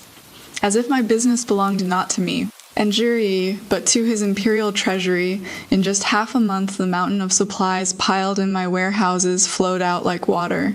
The shopkeepers below were all deeply worried. "Master, if this continues, we'll be completely drained in less than 3 months." I looked at the shocking deficits in the account books, yet my expression was unusually calm, drained. I let out a cold laugh. His wishful thinking is a bit too beautiful. I summoned all the core shopkeepers and issued a series of orders. On the surface, I cooperated actively, giving whatever was asked, even proactively increasing the donation efforts, putting on a display of loyalty to the sovereign and love for the country. Secretly, however, I had already used Si Haitong's grain transport channels to transfer my true core assets to Jiangnan in batches, quietly and without a trace. I had the Lully Workshop's intelligence network operating at full capacity. I needed to know not only the war situation at the front, but more importantly, where every grain of rice and every bolt of cloth I sent out ultimately ended up. Sure enough, I soon discovered at least 30% of the supplies I donated were never sent to the northern frontier front lines. Instead, those officials at the Ministry of Revenue had embezzled them under the name of spoilage and resold them for profit. And the one orchestrating all this was none other than the new Vice Minister of Revenue, who had replaced Uncle Chen's position, a trusted confidant that the Emperor had just personally promoted. I looked at the familiar names on the secret report, those greedy faces one after another. I smiled, so this was his true purpose all along. He not only wanted to drain me dry, but also to use my money to feed the new lackeys he was raising to fill the enormous power vacuum that had appeared due to Uncle Chen's downfall. What a brilliant move, killing 2 birds with 1 stone. What a pity he thought I was a lamb waiting to be slaughtered. Little did he know I had long since laid a trap for a counter-kill. Meanwhile, battle reports from the northern frontier also trickled back one after another. The fighting was exceptionally brutal. When Xiao Jingyan first arrived at the army, he was indeed ostracized by those arrogant and battle-hardened generals. Though he held the position of military supervisor, no one heeded his orders. The barbarian cavalry, fierce and skilled in battle, came and went like the wind. Our forces suffered considerable losses in several consecutive skirmishes. In the court, censors immediately submitted memorials impeaching Xiao Jingyan for being an armchair strategist who knew nothing of military affairs, demanding His Majesty the Emperor recall him. Each time, His Majesty the Emperor flew into a rage in court and angrily rebuked those censors. Then, he would issue another decree encouraging Xiao Jingyan to redeem himself through meritorious service. It appeared to be protection, but in reality, he was pushing him step by step into a dead end. Every day I looked at these battle reports, my heart tightened along with them, but I believed in him. I believed that the Xiao Jingyan who could bring down the state uncle and the prince in court would never easily fall in the wind and snow of the northern frontier. Finally, on a night of raging wind and snow, I received his letter. The letter was secretly sent back with a group of wounded soldiers. In the letter, there wasn't a single word of sweet nothings, nor a single word of complaint. Only a terrain map drawn extremely crudely and a line of flamboyantly scrawled small characters. Burn the supplies. Decisive battle at Eagle's Sorrow Valley. Looking at that map, I instantly understood his entire plan. This was an incredibly insane yet incredibly bold plan. He wanted to lure the enemy deep, then with a single fire, burn off the barbarians' escape route, and annihilate them all in the pocket formation at Eagle's Sorrow Valley. And to realize this plan, the most crucial element was he needed a strike force unknown to anyone. A strike force that could circle around to the enemy's rear and precisely burn their provisions. And I was the backup for this strike force of his. I immediately sent out that ledger I had long prepared, documenting the Ministry of Revenue's embezzlement of military supplies. I sent it to someone who could absolutely make His Majesty the Emperor's head spin with trouble. That person was none other than the one who had been bedridden with illness for a long time. But because the nation faced disaster, was reinstated by His Majesty the Emperor and entrusted with the critical defense of the capital city, Shentingzhou. When Shentingzhou received that ledger, he was in his study, sleepless through the night, staring at a map of the northern frontier. His illness had not recovered. National hatred and family vendetta had forcibly pulled him up from his sickbed. His body was gaunt like a spear shaft, yet his gaze remained sharp as a blade. When he clearly saw the contents of the ledger, his hand gripping the brush, veins bulging, nearly crushed the wolf hair brush to pieces. 10 years in military service, what he hated most were those parasites in the rear who sucked the blood of soldiers. He never would have imagined. Uncle Chen had just fallen from power, and new parasites had already intensified their corruption. And this time, what they were devouring was the second Prince Xiao Jingyan, the lives of tens of thousands of soldiers. That night, the lights of the general's manor stayed on until dawn. The next day, morning court, just as the Vice Minister of Revenue was passionately discoursing, impeaching the second prince for incompetent command and demanding additional reinforcements be dispatched. Shentingzhou, clad in military uniform, holding an account book, stepped into the Golden Luan Hall. He didn't say a single word, he simply raised that account book high, and then heavily hurled it into the center of the Great Hall. Your Majesty, I, Shentingzhou, impeach the Vice Minister of Revenue for dereliction of duty, embezzling military funds, and shaking the foundation of the nation. If this traitor is not eliminated, the country will have no peace. His voice, hoarse, yet like a thunderclap, reverberated throughout the court. That Vice Minister of Revenue's face turned ashen on the spot. His Majesty the Emperor's expression was even more gloomy, as if water could drip from it. He calculated everything, but didn't calculate this, that I would actually hand this blade to Shentingzhou. He calculated even less that Shentingzhou, this abandoned piece he thought had long since become disheartened, would still have such fighting spirit and courage. In the imperial court, tremendous waves surged once again, and taking advantage of the chaos in the capital city, I mobilized all the forces of Lully workshop, as well as the wealth and connections the Yin family had accumulated over decades. I secretly assembled a light cavalry force of 3,000 men outside the capital city at the fastest speed. They were all carefully selected from retired veterans and skilled experts from the Keobang of Saihai Trading Company. Every single person was skilled in horsemanship and fearless in the face of death. I equipped them with the best horses, the sharpest weapons, and the most sufficient provisions. Then, on a dark and windy night, I personally saw them off. I didn't say anything to boost morale. I just told them, going to the northern frontier, 9 deaths and 1 life. Those who come back alive, 10,000 taels of gold, titles for wives, and blessings for descendants. Those who die, your families, I and GE, will support for a lifetime. 3,000 light cavalry didn't make a single sound. They only silently toward me. This masked woman performed a standard military salute. Then, like a black torrent, they vanished into the vast night. They would follow a route paved with my money and connections, the most secret trade road traveling day and night, striking straight into the northern frontier. They would become the sharpest blade in Xiao Jingyan's hand, stabbing toward the heart of the barbarian army. Half a month later, northern frontier equals Sorrow Valley. An unprecedented heavy snow blanketed the entire grassland. The barbarian army, after paying a devastating price, finally forced the retreating Xia forces into this dead end. They lit bonfires, ate meat in big chunks, drank wine in large bowls, celebrating the final victory that was about to come. They didn't notice at all. Behind their main camp, a ghostly cavalry had already appeared silently. The towering firelight on that snowy night painted half the sky red. The barbarian supply camp turned into a sea of flames.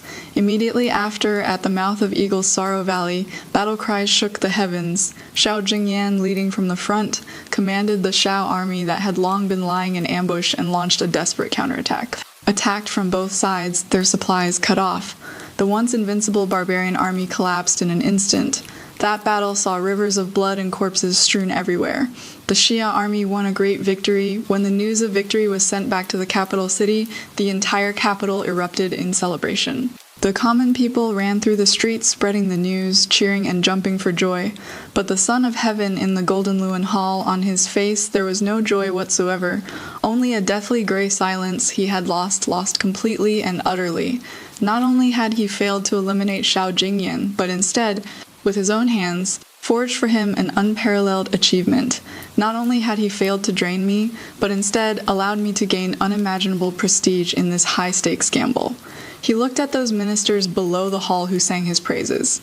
Yet it was as if he saw in their eyes a gradually unfamiliar reverence. He knew his era had already come to an end. 3 months later, Xiao Jingyan returned in triumph. He didn't go straight back to the palace, but instead, wearing blood-stained armor, bearing the illustrious military achievements of the 3 armies, came before the Grand Tutor's residence. That day, on Long Street, the entire city turned out. Everyone watched as this prince of unparalleled merit dismounted from his horse. Step by step, he walked toward me. Under the gaze of countless eyes, he knelt down on one knee. From his chest pocket, he took out a rough ring, handcrafted and polished from a bullet casing. He lifted his head and looked at me. Those eyes that were once gentle and warm were now filled with stars and blazing fire. Zhi, I have won the battle, pacified the northern frontier, and protected every inch of our great Xia's rivers and mountains. Today, I want no reward from the emperor, no congratulations from the officials. I only want you. I offer these rivers and mountains as betrothal gifts, this prosperous age as my present. Will you marry me? Awesome. So good, so good. This part made me lose my composure. Xiao Jingyan, battle-hardened and victorious, returns triumphant, but doesn't go to the palace to report, doesn't go home to rest. He rushes straight to the Grand Tutor's residence, kneels on one knee, and proposes in front of everyone in the capital city. I offer these rivers and mountains as betrothal gifts, this prosperous age as my presents. Who wrote these lines for him? I need to get their autograph. And did you guys notice the ring he gave was handcrafted from a bullet casing? He could have picked any spoils of war from the entire northern frontier, but he chose a bullet casing. Isn't that basically saying I carried you with me the whole time on the battlefield? I thought this was a political intrigue story, but it sneakily hit me with a heart-piercing romantic ending. Masterful, truly masterful, my eyes instantly welled up with tears. I looked at him, at this man who fought his way through the mire and thorns alongside me, carving out a bloody path. I smiled. Smiled so hard that tears streamed down my face. I slowly extended my hand, let him slip that ring, more dazzling than any jewel, onto my finger. I didn't say, I do. I simply leaned down and whispered softly in his ear, My Highness, from this day forward, this vast realm, you and I shall rule together. Tenlai of red dowry. Tenlai of red dowry is an ancient Chinese marriage custom, especially prevalent in the Jiangnan region.